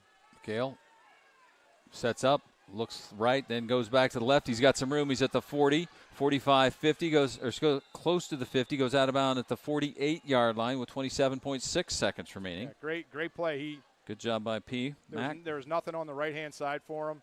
Gave a little pump fake, got the defensive end in the air, who came in unblocked again. And then the left side of the offensive formation had cleared out. So a big run. Now you got the ball in the 48. Got 2 timeouts left, I believe. I think Alex Dale has both shoes on right now, so he's a threat. Yeah. Not just make a left-hand turn all the way. I mean, you still got Hood one-on-one on the field side on the boundary side of the field. Ball on the left hash. I mean, there's no safety over the top, no safety to help if Anthony Hood can make a move. Yep. Dale moves to the right side of the set. McHale rolls to his right again, tries to get it to Wyatt, incomplete. The 99 was in his face again. Yeah, 99 is giving him chase. Somebody's got to figure out, that he's an eligible player and block him. Because McHale basically just threw that ball away. Had to. 23 seconds left. I mean, that's what I'm saying. You need some quick hitting plays. You need, number one, still 10 yards off of Anthony Hood. Right. On the far side. So let's see what Coach Dan Fingers got dialed up here. Somebody find 99 and put a helmet on him. Yeah. He's inside. He's at a defensive tackle position right now. Just get in front of him. Josiah Roman is in front of him. Yeah, I think he's going on the freshman side between the center and the Dale's little brother. Hard count. Nobody moved that time. Low snap. Good job by McHale. Here comes the pressure again. 3 and 99. The clock's going to keep running. Yeah, that'll end the first half here as the clock winds down. Under 10 seconds to go. No need to take another snap. It will be halftime here at Gately Stadium with the Wendell Phillips Wildcats up 30-6 over the Whitney Young Dolphins. So it was a better second quarter, Todd. Yes, it was. It was a much better second quarter. And even, the first half was a special teams issue. Nightmare. Yeah. So. All right, Todd, I'm going to tell the folks at home we're going to try and keep the fix this tripod, so the view might be a little weird here for a second. Yeah, well, we'll just think we're in an Alfred Hitchcock movie. Yeah, because it's raining. It's kind of the Blair Witch Project. Blurry. Yeah, the Blair Witch Project. Any chance you could reach down and grab that for a second? Yes, I can. I'd be glad to. Thank you. Got it. We'll hold that. We'll look over to the far sideline there with the faithful from Whitney Young High School out there sporting their umbrellas here at lovely Gately Stadium. I was down here probably about 15, 20 years ago, and it certainly is in much better shape now than it was then. I was doing Chicagoland football announcing, and this football is better than that, trust me. Oh, good, and we get music, too, at the half. Let's go over to the scoreboard, take a look there. There's what we've got. 30-6 here at halftime as the rain continues to fall. Tony's working feverishly and we're going to take the camera back into his hands. Everybody look away. Thank you for your viewership. We greatly appreciate it. And if you didn't want to be out here in this first real rain we've had in a long time that happens to fall on you said the Westinghouse game was a wet one too, but it's been a couple of weeks, I think, since that. Thank you for joining us online. We greatly appreciate your viewership. We hope you enjoy the broadcast, and it's all for the kids. That's why we do this, is to both Whitney Young and whoever the opponent is in weeks 1 through 8 or 1 through 9. And this week it happens to be Phillips. We get a chance to see them and impressed with what they've seen. But then you think of the, everybody who's here to continue make this just something special. And Whitney Young and the Phillips squad are playing a pretty good football game here. All right, Todd, I think we got it fixed. We're all good. Oh, well, good. So I'll actually put up that we're at the half on the scroll down at the bottom. So we've got that taken care of. And I have the score updated. So let's talk about what do you want to talk about? Let's talk about the future, Tony. All right. I mean, the future, we've got, 14 minutes. Well, 12 minutes now. And a 3-minute stretch. So we've got some time here for, Coach Finger and all of his assistant coaches, which include the likes of a lot of Whitney Young graduates. You've got Eddie Boucher, Whitney Young 2013, Brandon Bonnert. Eddie Boucher is the assistant head coach. Brandon Bonnert is the director of football operations. He was Whitney Young grad of 2018. Ted Crane is the receivers coach. Jake Lemming is the offensive coordinator, QBs, and passing game coordinator. Malik Leonard is a Notre Dame college graduate. They're having a good season. They're ranked in the. How about that? He's in charge of the defensive. He's a defensive coordinator and the linebackers, and then Julian Lopez, the defensive line coach. So each one of those gentlemen are with their respective players, and they probably have a combined message to them. It's like, look, guys, what do you think, Tony? Well, here, I mean, the defense isn't playing badly at all, Todd. No. They face some short field situations, and actually almost, the third touchdown was on a 4th down. Yep. So the defense is playing really well. The offense started to click. What Coach Finger has to remind these guys and the coordinators. Sorry about that. To their respective teams is you're playing okay. You're playing a really good opponent. You're playing a great opponent. You're playing probably the hardest team you'll play all year unless you go deep into the state playoffs. And you have to keep that in mind. And you played them toe-to-toe in the second quarter. Yep. Go out and win the second half. Exactly. That's all you can do is go out and win the second half. And remember that you have 2 more winnable games in front of you. Right. That this is not your season. Your season continues after today. So. Yep. Losing a game like this is a hard lesson, but there are things that you can take out of a game like this. And again, no preconceived notion that this game is over, but with a 30-6 up on the scoreboard already, who knows what will happen in the second half? But to your point, the coaches are there telling them win the third quarter, win the fourth quarter, and win that second half. And that's huge, momentum. Those are big momentum, monumental jumps that you can make by doing your job just a little bit better when you're in an adverse situation. And that's exactly where the Dolphins find themselves here in this game. So, What song is this, Todd? I know you're a big music This guy. is my favorite song, Tony, and it has no words, so I can't tell you what the name of it is. But it'll keep, just grooving like this all night long. They're having a little EDM festival down by Whitney Young today. I'm not sure what park it was, but I could hear it. Sounds a little. We walked into some smooth jazz, so the DJ has quite an array of complimentary tunage that he's playing today. And then he was playing a song that had to skip every other word. It was pretty funny. I wonder what those weather My Pods are down there. I guess they're just for people to. They're all weather. They're pretty cool. You're just sitting there out of the rain. Yeah. Just one person that's clear on three sides, and you. So we are becoming a much more isolated, individualistic community by. People want to stay dry, I guess. Yeah, that's true. I'm with you. I'm the one who's inside. I can't really complain. Ugh. So let's find a Marist Loyola score for us. Let's look at next week as well, because as you said, Tony, I mean, the Dolphins come into today's game 5-0. If the situation stands, they'll be 5-1, and that's still a great season so far.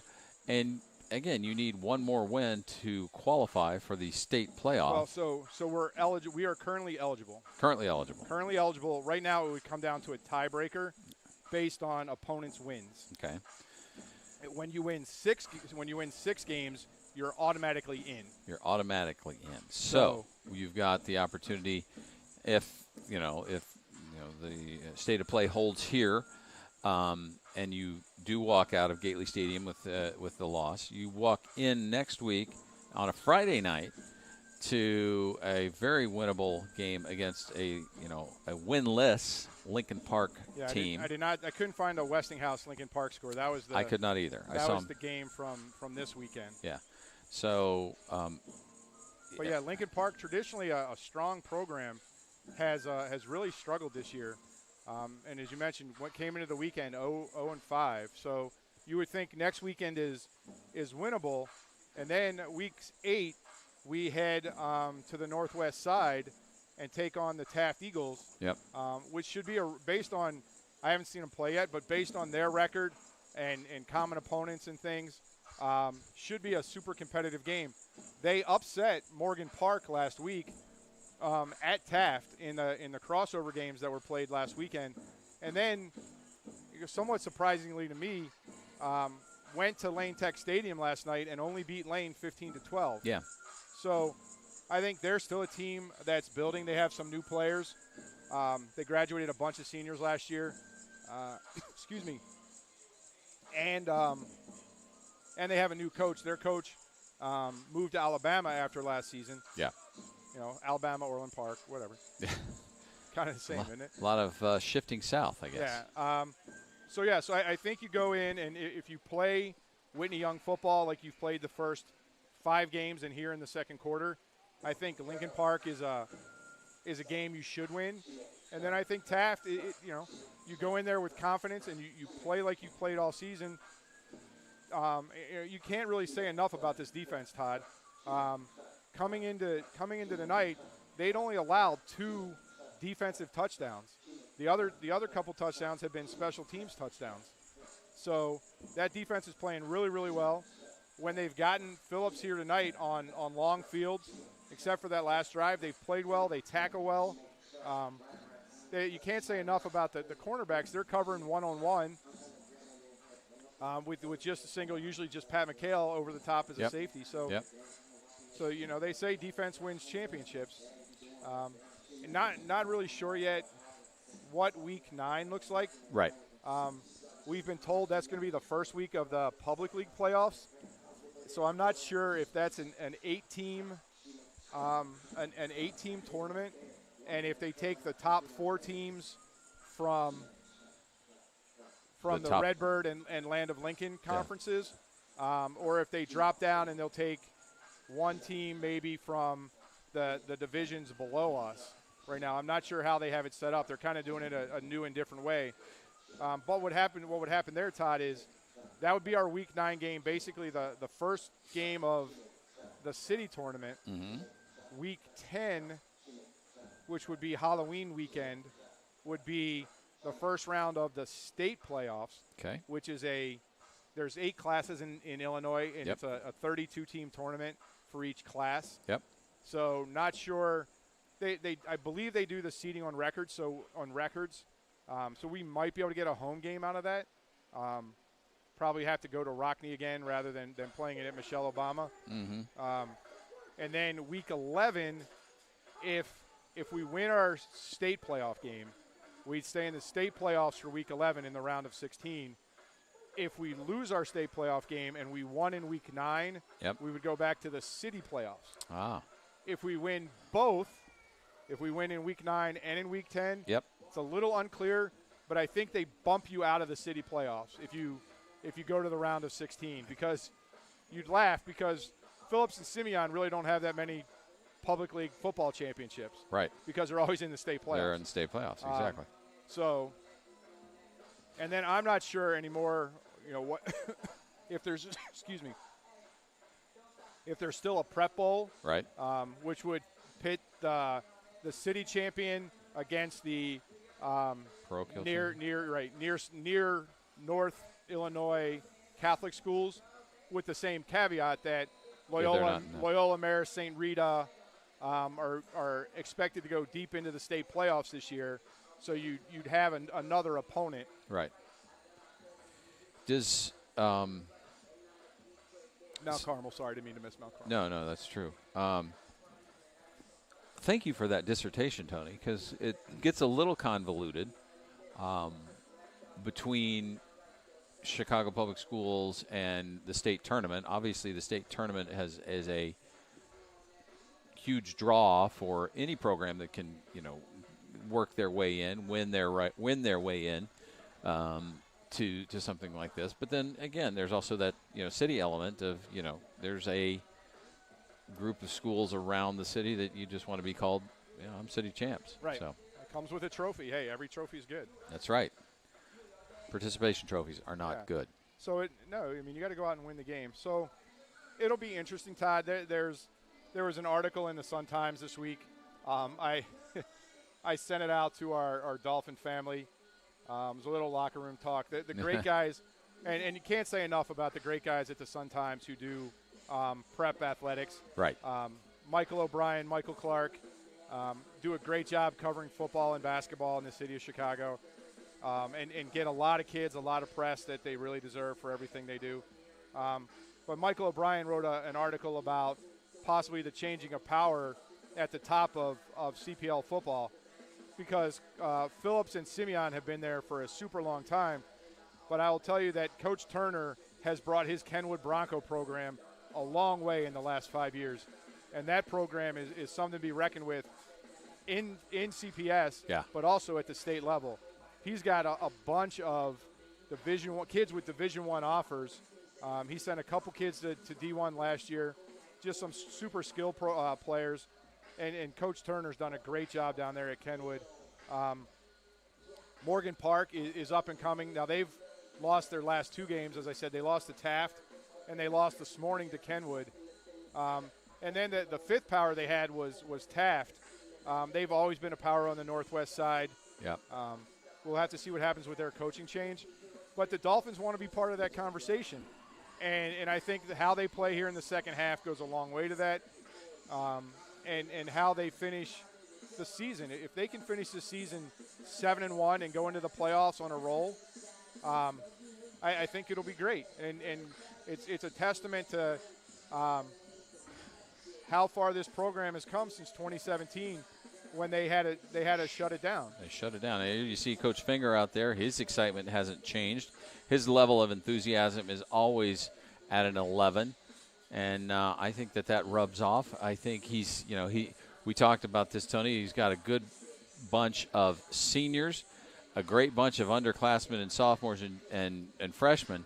It's the junior class where there are only 3 current players that are in the junior class, the class of 2023. And that, he's with this type of season where he could potentially take them to the city championship, to, the state playoff run.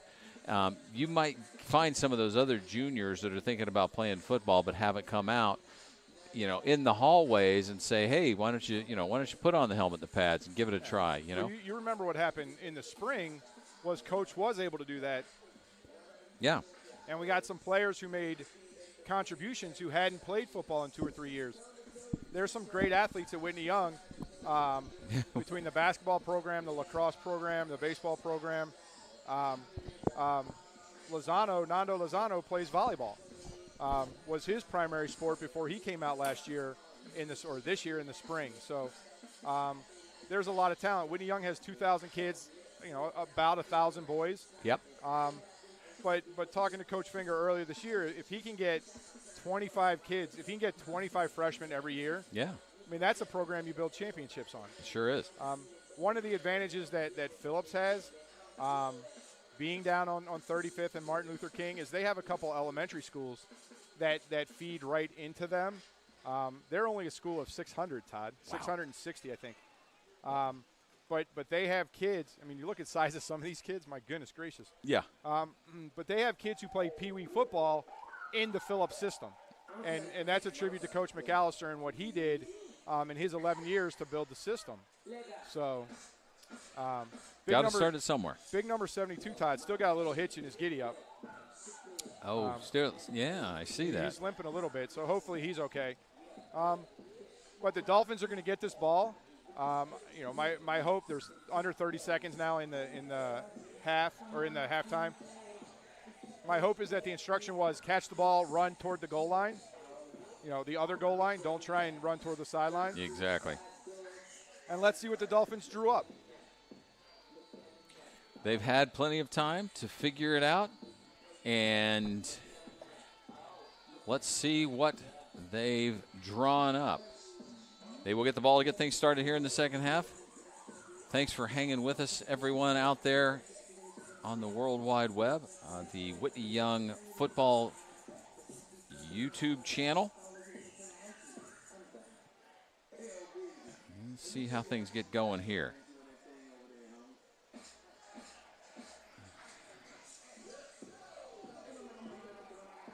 I think this might be my favorite song, Todd. Is this it?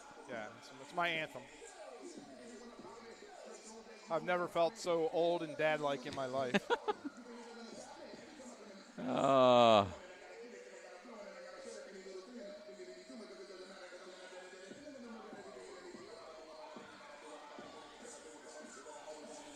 So, yeah, well, this is, you know what? This is mine too, Tony. How did we not know that? I don't know.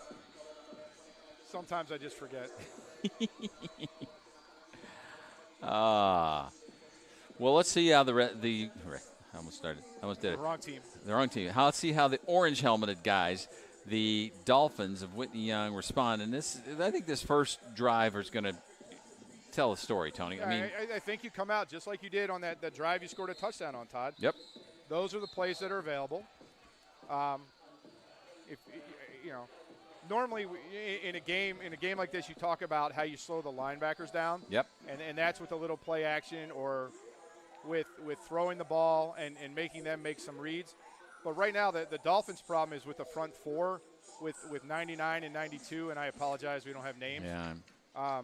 Because they played great games. They've been really the difference in these games, or this game so far the Dolphins just have been unable to block them, which prevents any kind of running game. They really haven't tried to get anybody but McHale on the edges, right? It's just a quarterback roll. Right. But what I think that might build to is a quarterback roll, and if he has enough time, a pass out of that to either Dale or Wyatt. Underway again. It's going to go to the front man, Clayton. Clayton takes it to the 25, the 30. Gets a little bit of running room. Gets up to about the 34-yard line. Great offensive start for the second half of the Dolphins. So let's see what they do. Good field position. Better than what they started with. You just got to go forward, right? You got to go forward. Ball rests at the 34-yard line, 1st and 10. Just underway here in the third quarter.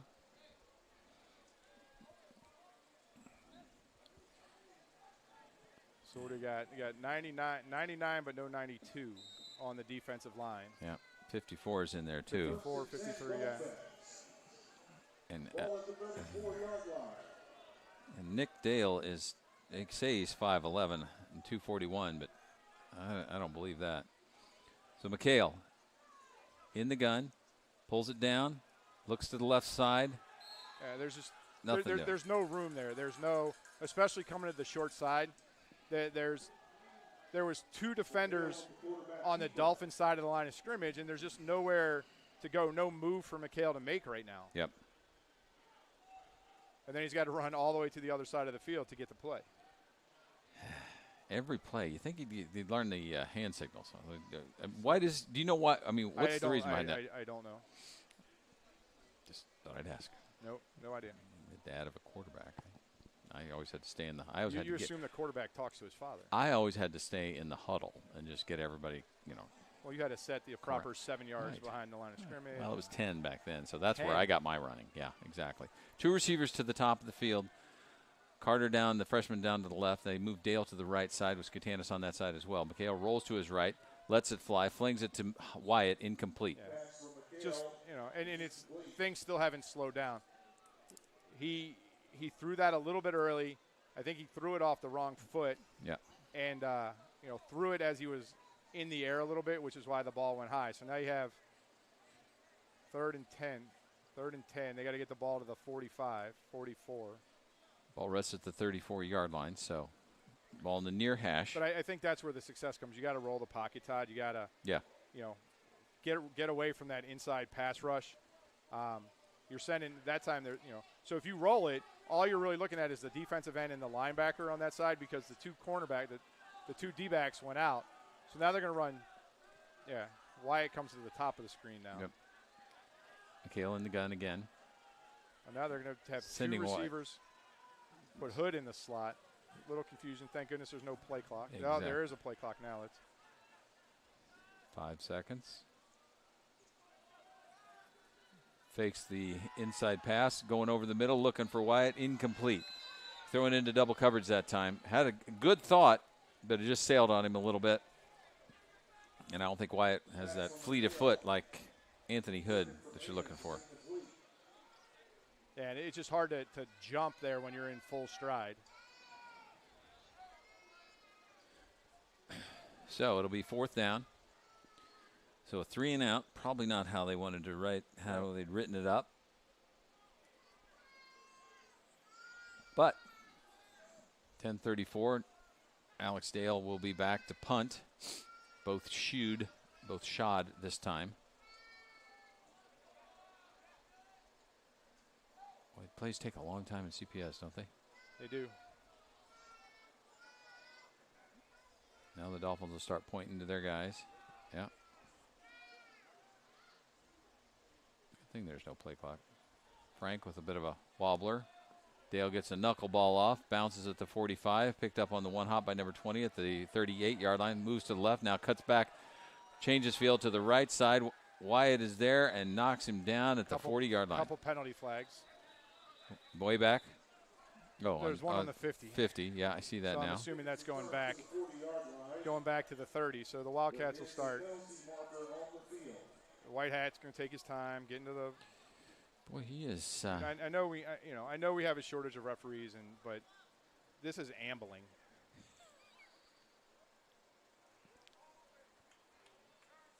He's loud though; you can hear what he's saying. Holding on the return team. They're going to put that ball on the 30-yard line. It should be with a 10-yard walk-off, but it's CPS, Tony. So let's just wait until they actually put the ball down. It's 10:18 remaining here in the third quarter. Now the walk-off. Do you think they do it by looking where they are or actually walking off the yardage? They just like putting the ball on the big line. Yeah. That's at the 30. The year I did the chains, the guys would joke about it. They like the ball on the big line. It's nice that they can do that. Rest at the 30-yard line for the Wildcats of Phillips. Tyler Turner turns and gives. Great job of blowing it up. Joe Clayton right there nowhere for Deshaun Hill, his counterpart at number 33, to go. And then that's the tackle you needed. Clayton had a handful of shirt, and he was not letting go on that play. Back to the 25. They do like to put it on the big lines, don't they, Tony? I'm telling you. Second down and 15. I mean, that was the conversation you had with the line judge while you were doing the chains was, as much as possible, they would try and put it on the big line. Well, at least here we've got numbers, Right, we've got so you know what's hashes, going on. we've got things that we can help us out. So here comes Hill, wrapped up by Dale at the 30-yard line, so he'll get those 5 yards back. But it's 3rd and 10. So And McHale, excuse me. 3rd down and 10 at the 30.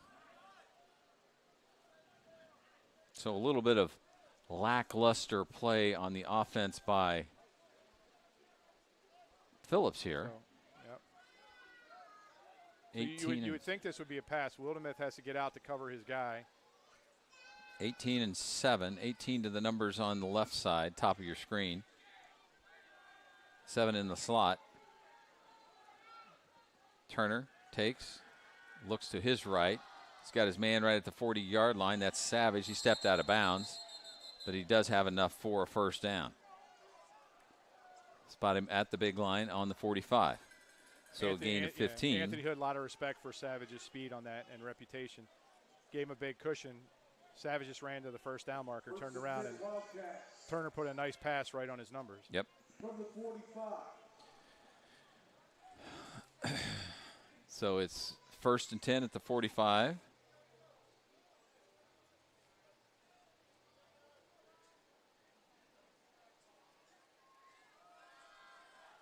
Left side for Hill. Nice job. Ball's on the carpet.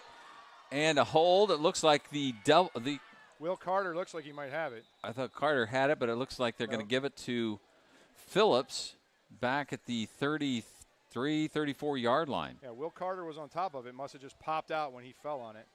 Oh, boy, that oblong ball is just really hard to get a hold of when it's wet.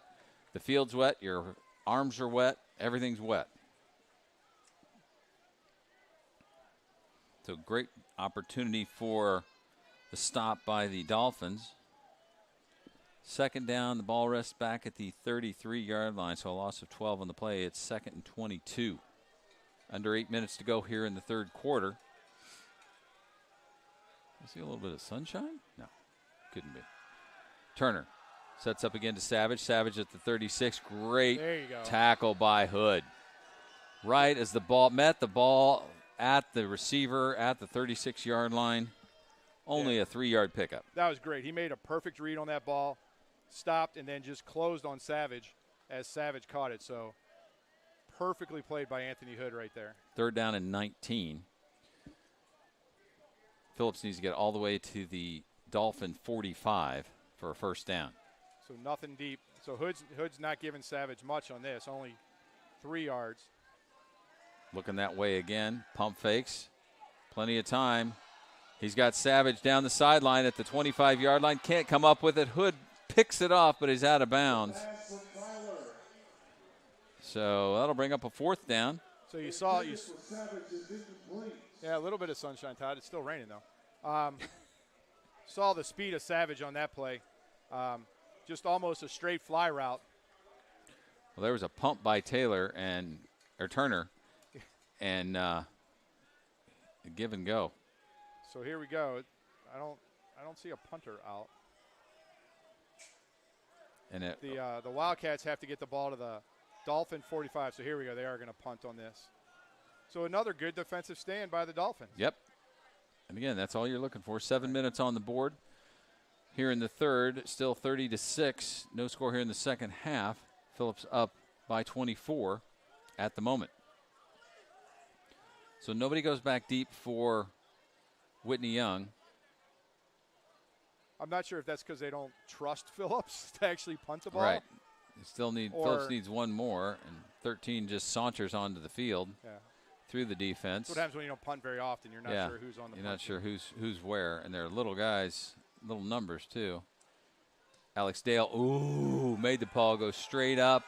It's going to bounce at the 40, take a huge 15-yard roll to the 45. that was quite the bounce there. You know, that was a 6-yard punt with a 15-yard roll. Just like the breaks the Dolphins had last week. That was a huge one for Phillips. 6:52 remaining. 30-6 is the score. Phillips up. The Dolphins with the ball at their own 45-yard line, 1st and 10.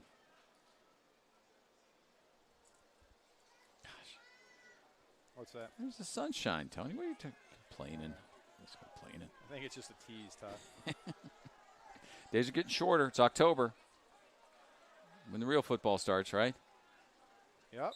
So McHale sets the offense, sends Dale in motion to the right, sets up, hands off to Skatanis. Skatanis following his blocking. He's going to get a yard, maybe a yard. Just we had a little pregame conversation with Frank as they got off the bus. He still owes me 4 things. That's right. I think they're coming. That would be impressive. Would be. McHale gets the play again, trotting to the huddle for the Dolphins. Clock continues to wind here. Under 6:20 remaining in the third. Anthony Hood.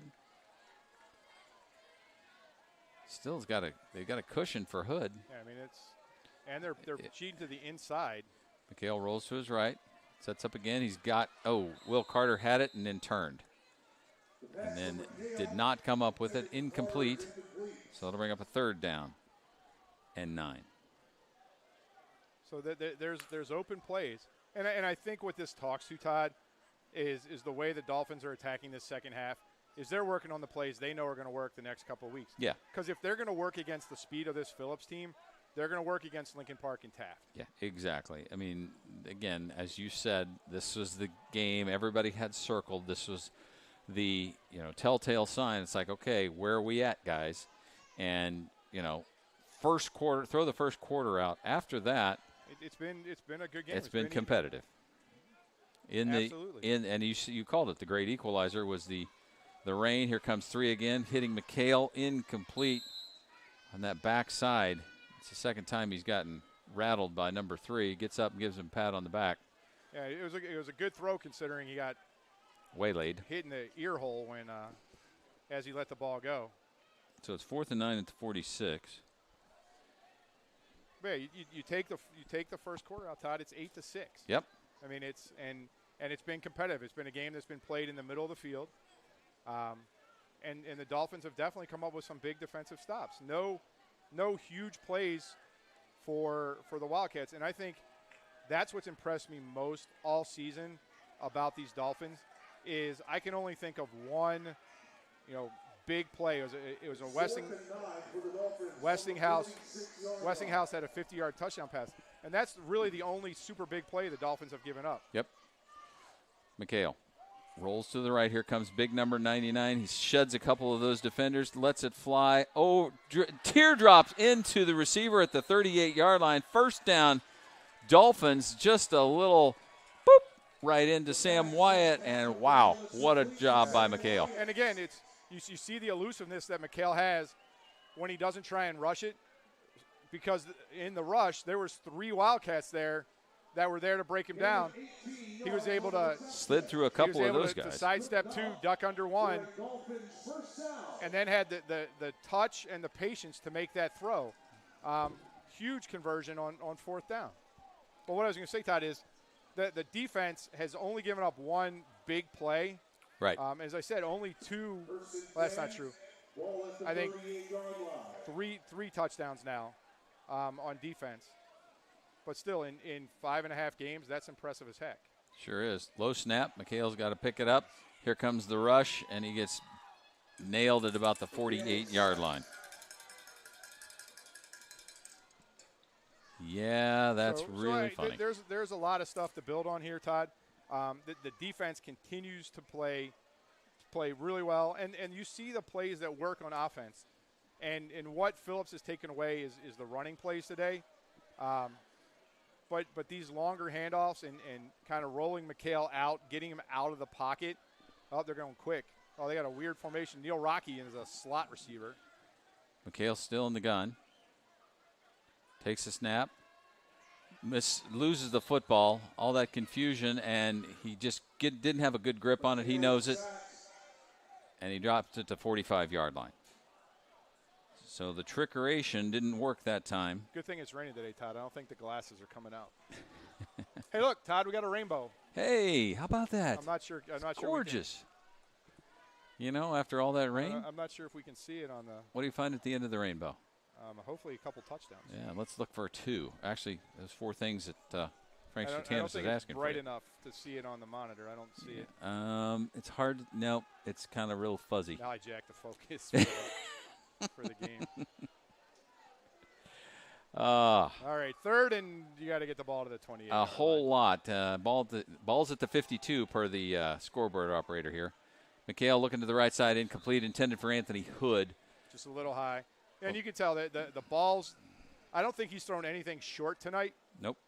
Everything's just been a little bit rushed, a little bit high. So it'll bring up a 4th down, and Alex Dale goes back out. I don't know. At this point, I think you'd put Fernando back in, don't you think? Yeah, Nando. Or Nando, excuse me. For his punting prowess. You get him back in there. You don't have to rush it. The ball, I mean, everybody's been in this now. To be fair, the first 3 were basically on his goal line. Yeah. So now, Wyatt's at the 33-yard line. It's 4th down. Yeah, you get him back in there because, I mean, he's been a weapon this year. He won the Lane Tech game for you. Yep. He's gonna be needed later in the season too. He's hit about 90% of his extra point attempts. Yeah, you're going to need him in the next 4 or 5 games. Dale takes a snap, puts a foot into it, bounces it to 26, 1 hop. Picked up by number 6, wrapped up by number 3, Anthony Hood, not letting go. And now number 6 with an impressive run back to the 27-yard line. Wow. Yeah, all the Dolphins could get was a bit of that T-shirt. Yeah, all the Dolphins could get was a uniform jersey. And number 6 never stopped moving his legs. We have an injured Dolphin on the field, Todd. But that was a great run. He never stopped. He never stopped moving his legs and refused to go down.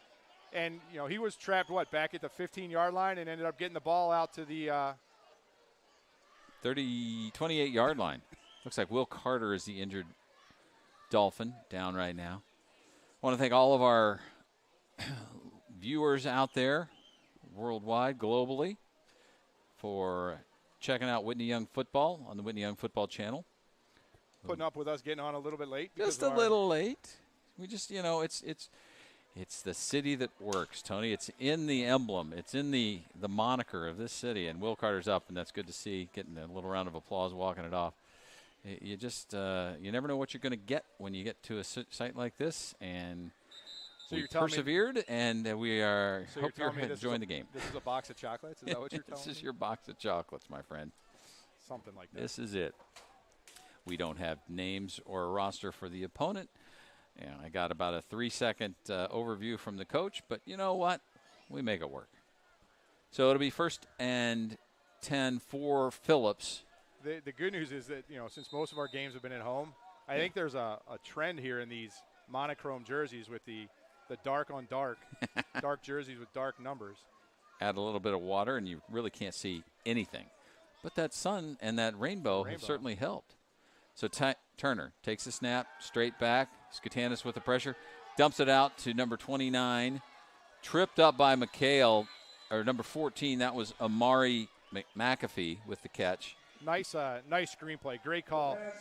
The Dolphins had started to get a little more aggressive, and that's the way to slow that down. They let the lineman in, and then Turner just dumped it off to number 14 and had a big pickup.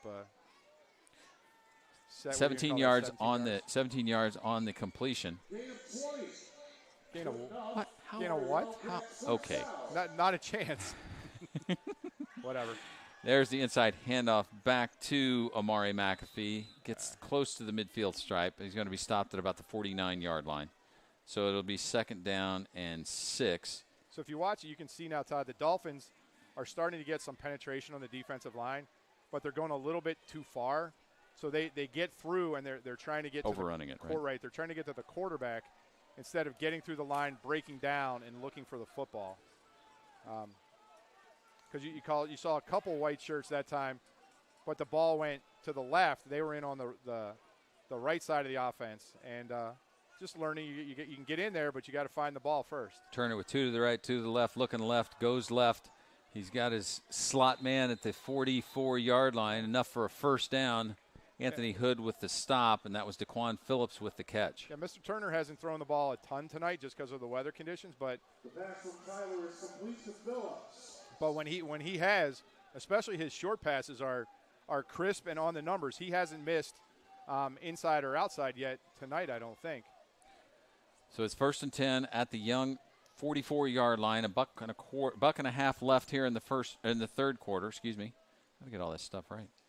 Turner, here comes the pressure from Skatanis.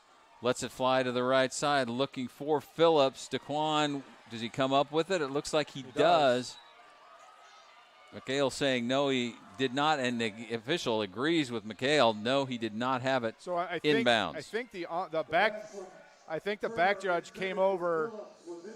The back judge came over and said it was incomplete. The way the headlines or the linesman came down, it looked like he was going to rule it complete, and he probably had the better view. I didn't see if he got his feet in or not. Nor did I.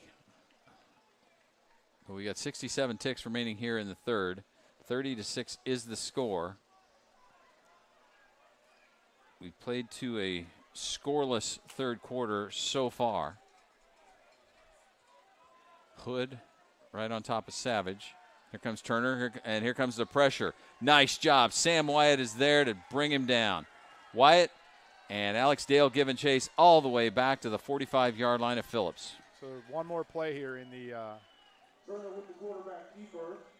In the fourth quarter. Or in the third quarter, sorry. Yep, it's okay. So the ball's all the way back at the 45-yard line. So there's been a lot of these plays tonight, Todd. Kind of similar to what we saw last night in our game. Yep. The Dolphins just got to figure out a way to go. The way Phillips is going, this is going to be two down territory. Coach Winslow, only punted twice tonight, and here at midfield, it's 3rd and 21. There's no reason if he picks up 10 or 11, there's no reason he wouldn't go for it with his athletes. So you got Hood trying to follow Savage all over the field now. They're at the top of the screen. McAfee in the backfield. He looks that way. Looking that way. He's going deep. Ah. He's got 2 guys right there, and he's got Savage. Splits the difference. The ball's on the turf, and it looks like the Dolphins have come up with it. Wow. That's right under the rainbow, too, ladies and gentlemen. If you can see it here. We got that one. Unreal. Coming up with that fumble recovery. So great. Wildemuth, I think. Great pass from Turner. Great turnaround. Great adjustment to the ball by Savage. That ball was thrown over the wrong shoulder. He kind of caught it with his back to the end zone, but the Dolphins converged on him and forced him to drop the ball. Wow. Simeon has a problem with holding on to the football, Todd. Sure. Savage. Phillips has a hard time. Yeah, Phillips has a hard time. So now, into the third quarter, and again, Tony, it's kind of the way you've been talking about it. They played even in the third. They've gotten better as the game's progressed. And that's what you have to ask for. I think there's a super lot to be proud of from this game, and that you take away to your next game, and then you get on the bus with your head held high here. Bad weather conditions, a team that is the team that you aim to be one day. Yep. And you've played them even for the last 2 quarters. So, and it's not like they did anything to you in the first quarter that you hadn't done to yourself. Practiced for, right? Yeah. Yeah, it's not. They haven't broken. That was the biggest play that they've broken so far, and you were able to make a defensive adjustment to it. So, you can't say enough about. Hold on, I'm not going to try and yell over the song. Big fan of Otis Day and the Knights? Yeah, I'm going to go home and watch Animal House now. Where are they going to spot the ball? It's going to take another 20 minutes because your official is – Whitehead is all right, so it's going to be 1st and 10 for the Dolphins in the final 12 minutes up on the big board, down by 24 at the 11-yard line. Ball on the right hash. Hood comes to the numbers on the right side, near side of the field. Wyatt in the slot, and Carter to the numbers on the left side. Dale, your tight end, is on the right side. Got to watch out for number 3. Just hanging around. McHale turns, flips it around, has Dale at the 11 or the 14, but he slips right there and couldn't get any yards after the catch. That would have been a big play, Todd. That was a first down if Dale was able to keep his feet. Yep. But what I was trying to say during the break is we talked at the end of the first quarter that this was going to be Coach Fingers and his staff's hardest coaching job. Yeah. Right. You're down 22-0. You could see the head start to drop a little bit, but Coach Finger and the rest of his staff have gotten this team to respond, and that's what you want. When things go against you a little bit, you can't fix what just happened. I'm stealing this from somebody, I can't remember who, but your head has to be where your feet are. You can't think about the last play. You got to think about this play. Yep. And that's what the Dolphins have done, and I'm really impressed with the way they've come out and played these second and third quarters. And this play starts at the 15-yard line, second down and about 6. There goes Skotanis. That's probably Frank's longest run of the day, close to the 18. Really not much going on the ground for the Dolphins tonight. And a big block there. If you look, you can see coming back into the pictures, Tommy Basario. He had driven his guy back 10 yards. So the Dolphins are still fighting hard. If you can make this a 30-14 game, 30-13 game, no such thing. I don't believe in moral victories, but yeah, it's a game you played well in after the first quarter. So it's 3rd down and 3 at the 18. Number 12, the deep safety, still feeling the music from the. He was out there having a good time. He's loving it, man. You gotta love the kids having a good time. Well, the 12 in the orange hat takes the snap. It's just a game. Goes over the middle. Has Dale. Enough for a first down. Good completion to the 23-yard line. Just a little pitch and catch. It's been working all day not all day, but it's been working 3 times now for these two. Great catch by Dale, though. He had sat down right on the hash, and the ball was just a little toward the Dolphins sideline. He laid out to his right and brought that ball in. He needed 3. He got 4. It's a first down for the Dolphins. Now a little bit of a hurry-up offense. Lucky 99 did not jump off sides for Phillips. So now they're going with hand signals. They have the hand signals, Todd. Yeah. And because there's no play clock.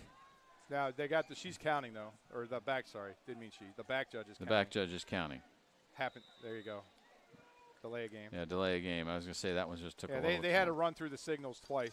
There you go, 12. Kind of like we saw last night. Very helpful.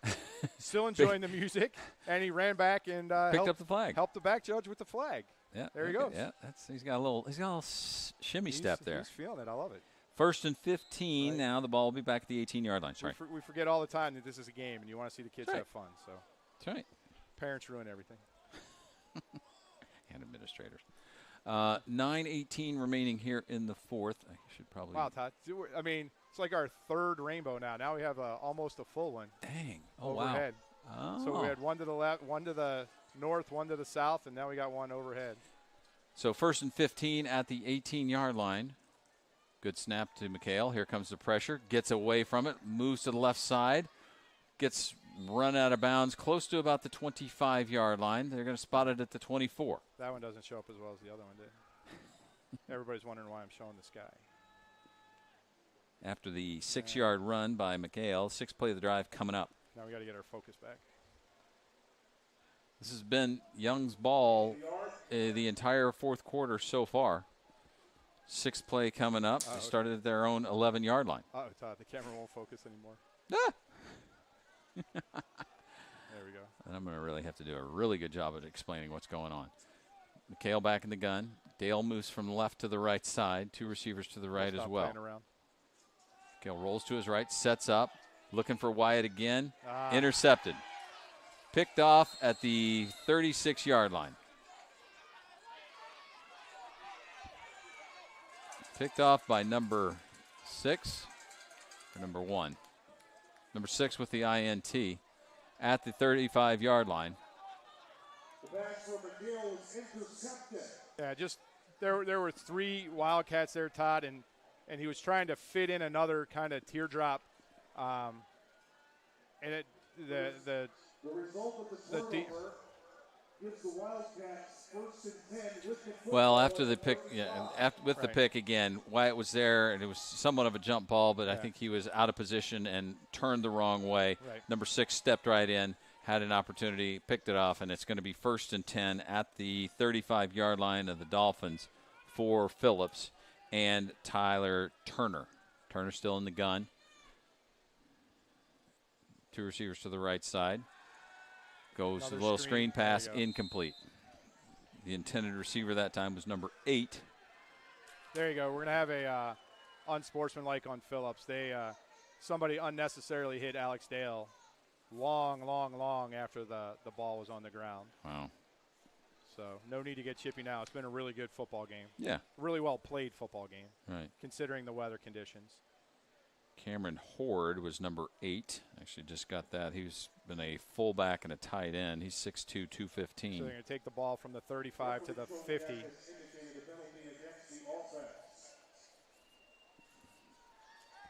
So the 15-yard walk-off will put it back at the midfield stripe. Eventually. Maybe the 15-yard sachet as opposed to a walk-off. So why wouldn't he put the ball in the hash? Right? The interception was on the sideline. Yeah, true. The ball needs to be on the hash. Why? That's a very good question, Tony. So, see, it should be 2nd and 25, though, right? That was well after the play. It should be 2nd down and 25. But they put it back to 1st and 25. There goes Hill. Makes 3 men miss. Yeah, he's a great runner, Todd. Good tackle by Skotanis to make sure he goes down. We'll see if they correct it, but it should be 3rd down right now, not 2nd down, because that play was over. That was after the play late hit. Yeah, they should lose the down and the yardage, right? The play was over. The ball's at the 43. So they're having a discussion. You see the umpire. The umpire's talking to the referee about and the clock's. I mean, it doesn't matter. The clock's running. It's 3rd down. So here comes the side judge. Here comes the headline judge. It's 3rd down. They're talking about it. It's going to be 3rd down. Clock continues to run. Continues to wind. No change. 2nd down and. So they just took 30 seconds off the clock to. 2nd and 18. Turner fakes, goes over the middle, Nice looks play. to Cameron Horde. Horde's got it at the 32. He's got a 1st down. Looks like Alex Hood on the tackle, out of bounds at the 23-yard line. That was a super. Pass from Tyler Turner is complete to Cameron Horde. That was a very well-designed play, Todd. Just a fake to the running back coming to the left, and a naked boot out by Turner to his right. Skotanis had crashed a little bit, couldn't get back out, and the linebackers had followed the running back. So Picked up 20 on that last play. Here comes Hill. Hill to the left side, puts a shoulder down. That's Amari McAfee, and McHale with the tackle. McAfee with the hit at the 15-yard line. They're going to give him the 14. So that's a 9-yard pickup. It's going to be 2nd down and 1. 6:12 remaining here in the 4th quarter in the football game. 30-6 is our score. It's been that way since halftime. This is the deepest threat by Phillips here in the second half. High snap. Hill McAfee wrapped up immediately by Dale and Amos along with Clayton. So when they spot the ball, we'll tell you what the down distance is. That's at the 16-yard line. So he lost 2. It'll be 3rd down and 3. Yeah, so you can see as this game has gone on, Todd, the Dolphins have started to get penetration against this bigger Wildcats line. And then, just the tackling has been arm tackling a little bit. That was great because you had one guy. Little pump. Fake look into the corner of the end zone, in the hands and out of the hands of the intended receiver. Wildemuth back on the defense. Yeah, you just can't tackle these guys with with one guy, and you can't arm tackle him. You got to bring the team, and you have to wrap him up. And that's just the biggest example of that was the last touchdown that Phillips scored. Yep. But you saw on that play, you brought 3 guys to the tackle, and they all had him wrapped up. So it'll be 4th and 3. No doubt that the Wildcats are going to go for it here. Tyler Turner alone in the backfield. So you got no safety. McHale rolled over. McHale's one-on-one. You got Yolich as the safety this time. They're looking in the middle, incomplete. Not blocked by, looks like big Tommy Basuria. Tommy Basuria with the big paw up there to knock it down, and ball goes over on downs. Another great defensive stand after the quick change. After the interception, you let them have one big play from the 50 to the 15-yard line, and then you stood up. I mean, Phillips hasn't stopped playing, so nobody should think that the Dolphins are having this success against the Phillips second team. This is the Wildcats' first team, and the Dolphins defensively for this entire game have played them to a standstill. Sure have. Ball's at the 16 on the near hash. So, I mean. Oh. What'd I do? Charged battery pack. Yep. We're good. Hold on. I told you sooner or later it would. Yep. I'd pull something out. McHale will take the snap. Hands to Skatanis. Frank finds some room, some breathing room across the 20-yard line to about the 23. Stay with us, ladies and gentlemen. We'll get you right back up online here in a second. I think I'm only going to give him the 22. So a pickup of 6 on the play. It's 2nd down and 4. You got anything, Todd? Nope, nothing yet. Let me see what I can do. No, it should be. It's not. Still says it's connected. Sorry, folks. I'll go all radio on you here, which won't be a whole lot of difference. Pat McHale in the shotgun. Fakes the handoff to Skatanis. Little dump pass to Dale at the 20-yard line. Got a little head of steam to the 25, to the 30. Still on his feet. Driven out of bounds at about the 35, 36-yard line. Great job by Alex Dale on the pitch and catch between McHale and Dale. Sorry, everybody. With 4:08 remaining here in the 4th, it'll be 1st down for the Dolphins as Tommy Basurio is down on the field at the 23-yard line. Nice job, technical director Tony McHale. If the technical director had knocked the plug out in the first place. 1st down and 10 at the 36 after the 14-yard pickup by Dale on the pass from McHale. Is that a cramp? Coach Finger out there? You hope that's all it is. Yeah. Don't usually see big guy on the carpet, but so let's talk about what we've learned here today, Tony. We learned that the weather does terrible things to a football, especially a kicking game. Yeah, and I think what we've learned, Todd, is that the Dolphins have an elite defense. Yeah. You saw that coming into the game, 5-0. They'd pitched 2 shutouts, held Lane Tech to 1 touchdown, Westinghouse to 1 touchdown, and so those teams weren't the quality of what Phillips is. And I think that you've proven here that you have a defense that can play with anybody in the city right now. They've done a great job. And I think the other thing, Tommy's sitting up, so that's good. Yep. I think the other thing that you've proven is that against a team, the quality of Phillips is that you have a passing game that can beat a team with a lot of speed. Look, yeah, it looks like Tommy's limping off maybe with just a cramp. Yep. But you've seen some good completions from McHale, hit a variety of receivers. The weather caused some drops in the first half. That wouldn't have changed this game, but would have given the Dolphins the ability to drive a little bit more. You look at the score, and the transitive property of football doesn't really play.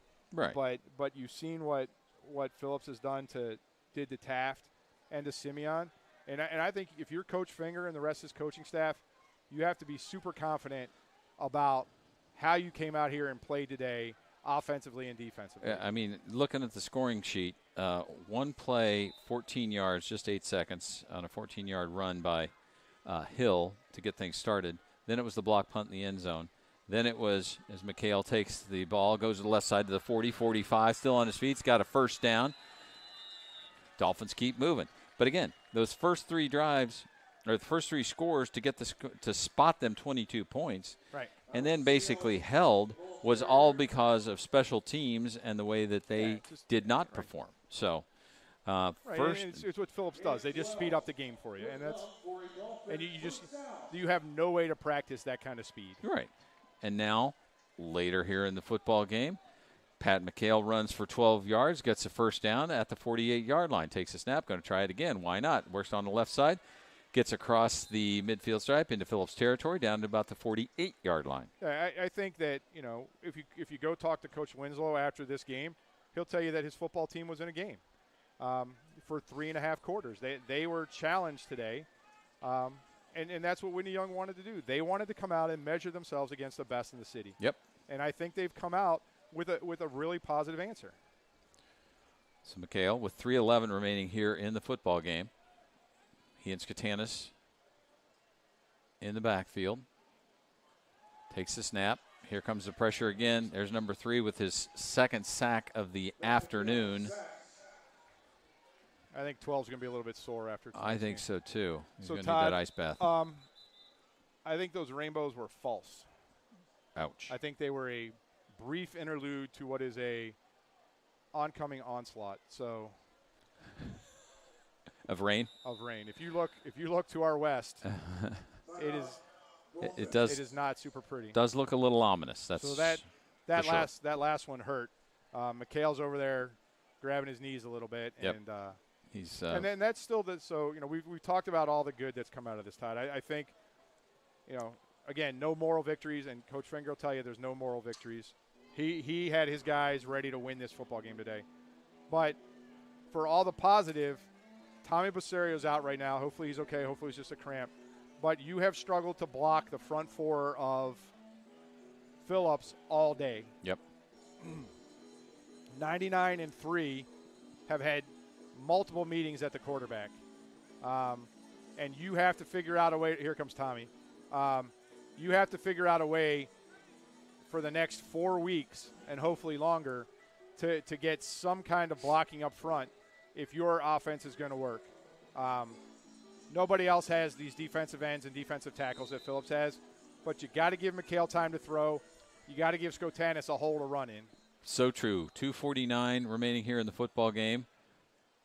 McHale, here comes the pressure again from 99 and 54. He gets away from it, rolls to the left side, gets to the midfield stripe, goes down there. That'll be a pickup of 3. Excuse me, a pickup of 5 from the 45. So it'll bring up a 4th down, and I'm sure Coach Finger's probably going to go for it here. Yeah, I think you have to. I mean, nothing to lose. There's no 2:26 and the clock is running. So where's I think you just look for Dale. Dale's on the wide side of the formation right now. 4th and 8. They need to get to the 42-yard line of Phillips. McHale takes the snap. Here comes the pressure. Gets it to Carter at the 46, but that's going to be short. Yeah, really the first ball he's left short all day. Yep. Nice adjustment by Carter. 2:06 remaining in the football game. Not enough for a first down. I'm not sure, even if that ball had been chest high, if Carter would have been able to turn and pick up the first down.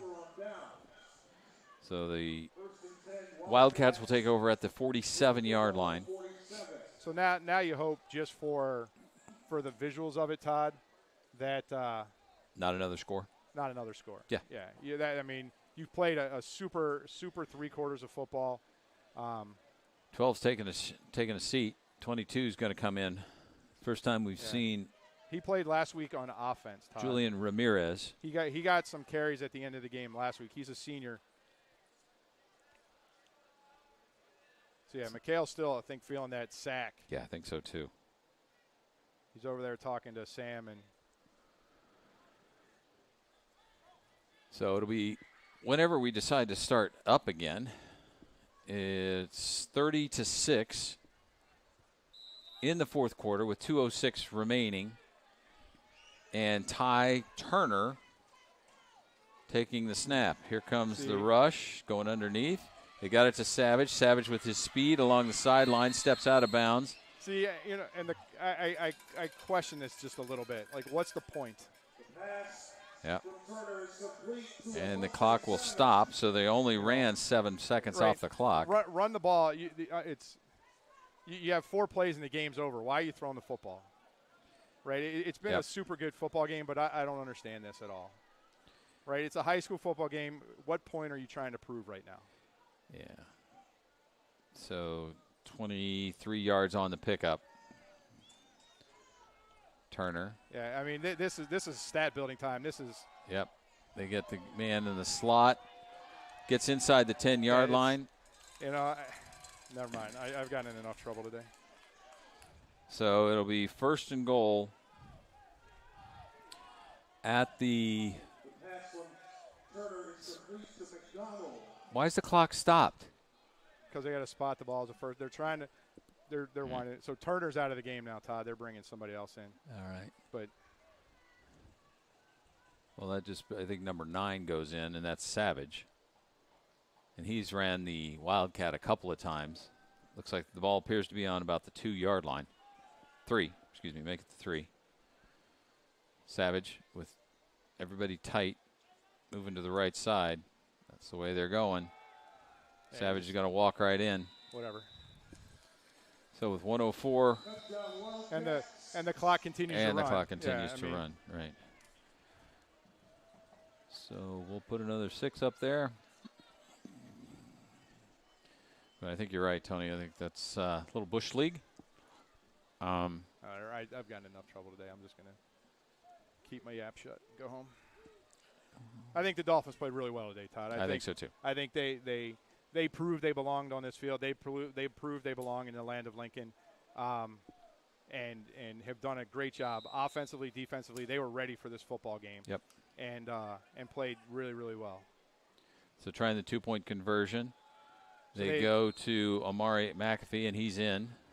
So they should be proud of themselves. I hope they get on the bus and realize how good a team this Phillips team is and how well they played today. Yep.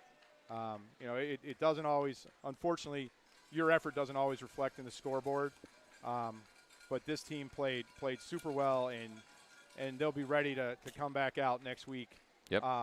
Against Lincoln Park, and then I expect a super good game against the Taft Eagles team. So 4 plays, 53 yards in 1 minute and 5 seconds. It was a 2-yard touchdown run by Avante Savage. The extra point by Amari McAfee was good. 38-6 is the score, probably the final.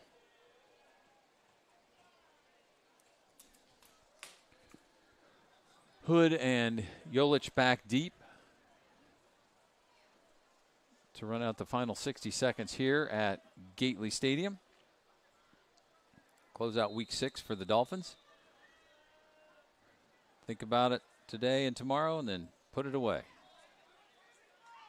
Jolich at the 12, the 20, 25. And that's where he will stop at about the 26-yard line. It'll be 1st and 10 with 52.8 seconds to go.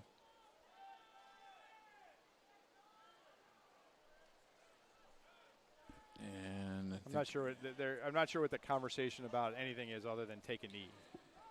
Yeah, Coach. Actually, take one, and then with the way that things work here, we'll be done. I mean, there's a max of 2 plays. Just take a knee. You get out of here. A lot of coaching opportunities. 52.8 seconds. Ball on the far sideline at the 27-yard line. McHale takes a snap, hands to Skatanis. Skatanis dances across the 30-yard line.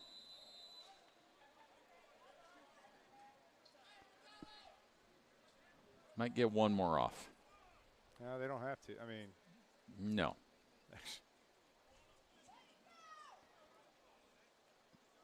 54 coming off, 51 getting a little PT for the last play of the game. So it'll be interesting. So I'm not sure Phillips this year, Todd, if they're going to play 4A or 5A. It's different than in Indiana. You're not necessarily predefined at the beginning of the season because they take.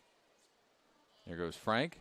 First down. Get a first down. Got some yardage to the 41. Because they take teams with 6 wins and then 5 wins and your ties. Yep. That'll be the last play of the game. That is the final. They line you once they know who's in the playoffs. They line you up top to bottom. So the top 32 in terms of enrollment are 8A, and the next 32 are 7A, and then you have schools like Loyola who have chosen to play up in 8A. Right. Enrollment-wise, they'd be 7A. So I'm not sure. I think size-wise, Phillips would probably be. Phillips would be 4A, I think, traditionally. Right. So I'm not sure if they've chosen to play at 4A this year or if they'll play 5A. When you play 4A, you start to play more downstate schools. Schools I don't know as much about. Right. So this is the first time all year, Todd, handshakes that we've had handshakes. Yeah. Yeah. It's good to see. I mean, they've been out there beating on one another for the past 48 minutes, so 3 hours. The first 5 games of this year, we've had the sideline wave. Yep. And I think this is great. This is how every game should end. Leave it all on the field and then congratulate the other guy and get on the bus and go worry about Lincoln Park. That's right. So that's what we're going to do. I want to thank any final thoughts there, Tony, or those are your final thoughts? I think those are they you know what? I don't know if they will be because they're 16, 17, 18-year-old kids. They should be super proud of the way they play tonight. This is a good Phillips football team. Good luck to them as they go forward. And there's this odd chance that maybe we'll meet them again in the city playoffs. Never know. So I want to thank the great folks at Whitney Young High School, Coach Dan Finger, Principal Joyce Kenner, and the Athletic Director Chris Cassidy. Thanks to good folks at Phillips, Coach Joseph Winslow, and the entire Wendell Phillips High School Athletic Department. And lastly, a huge thanks to my partner, Tony McHale, for making this happen for the Whitney Young High School community. Your Dolphins head to the familiar confines of Rockne Stadium, where they will host the winless, we think, Lions of Lincoln Park next Friday night, actually. Phillips will be back on the road, heading to the corner of Western and Addison in historic Lane Stadium to face the mascotless Lane Tech football team at 1 p.m. on Saturday. Phillips 38, Young 6. Phillips continues their dominance in CPS, moves to 4-2. Young loses for the first time this fall, still with an impressive record of 5-1. For everyone at Whitney Young Football, for Tony McHale, this is Todd Kibbe saying good night, Gracie, from Gately Stadium in the greatest city in the world, Chicago. So long, everybody.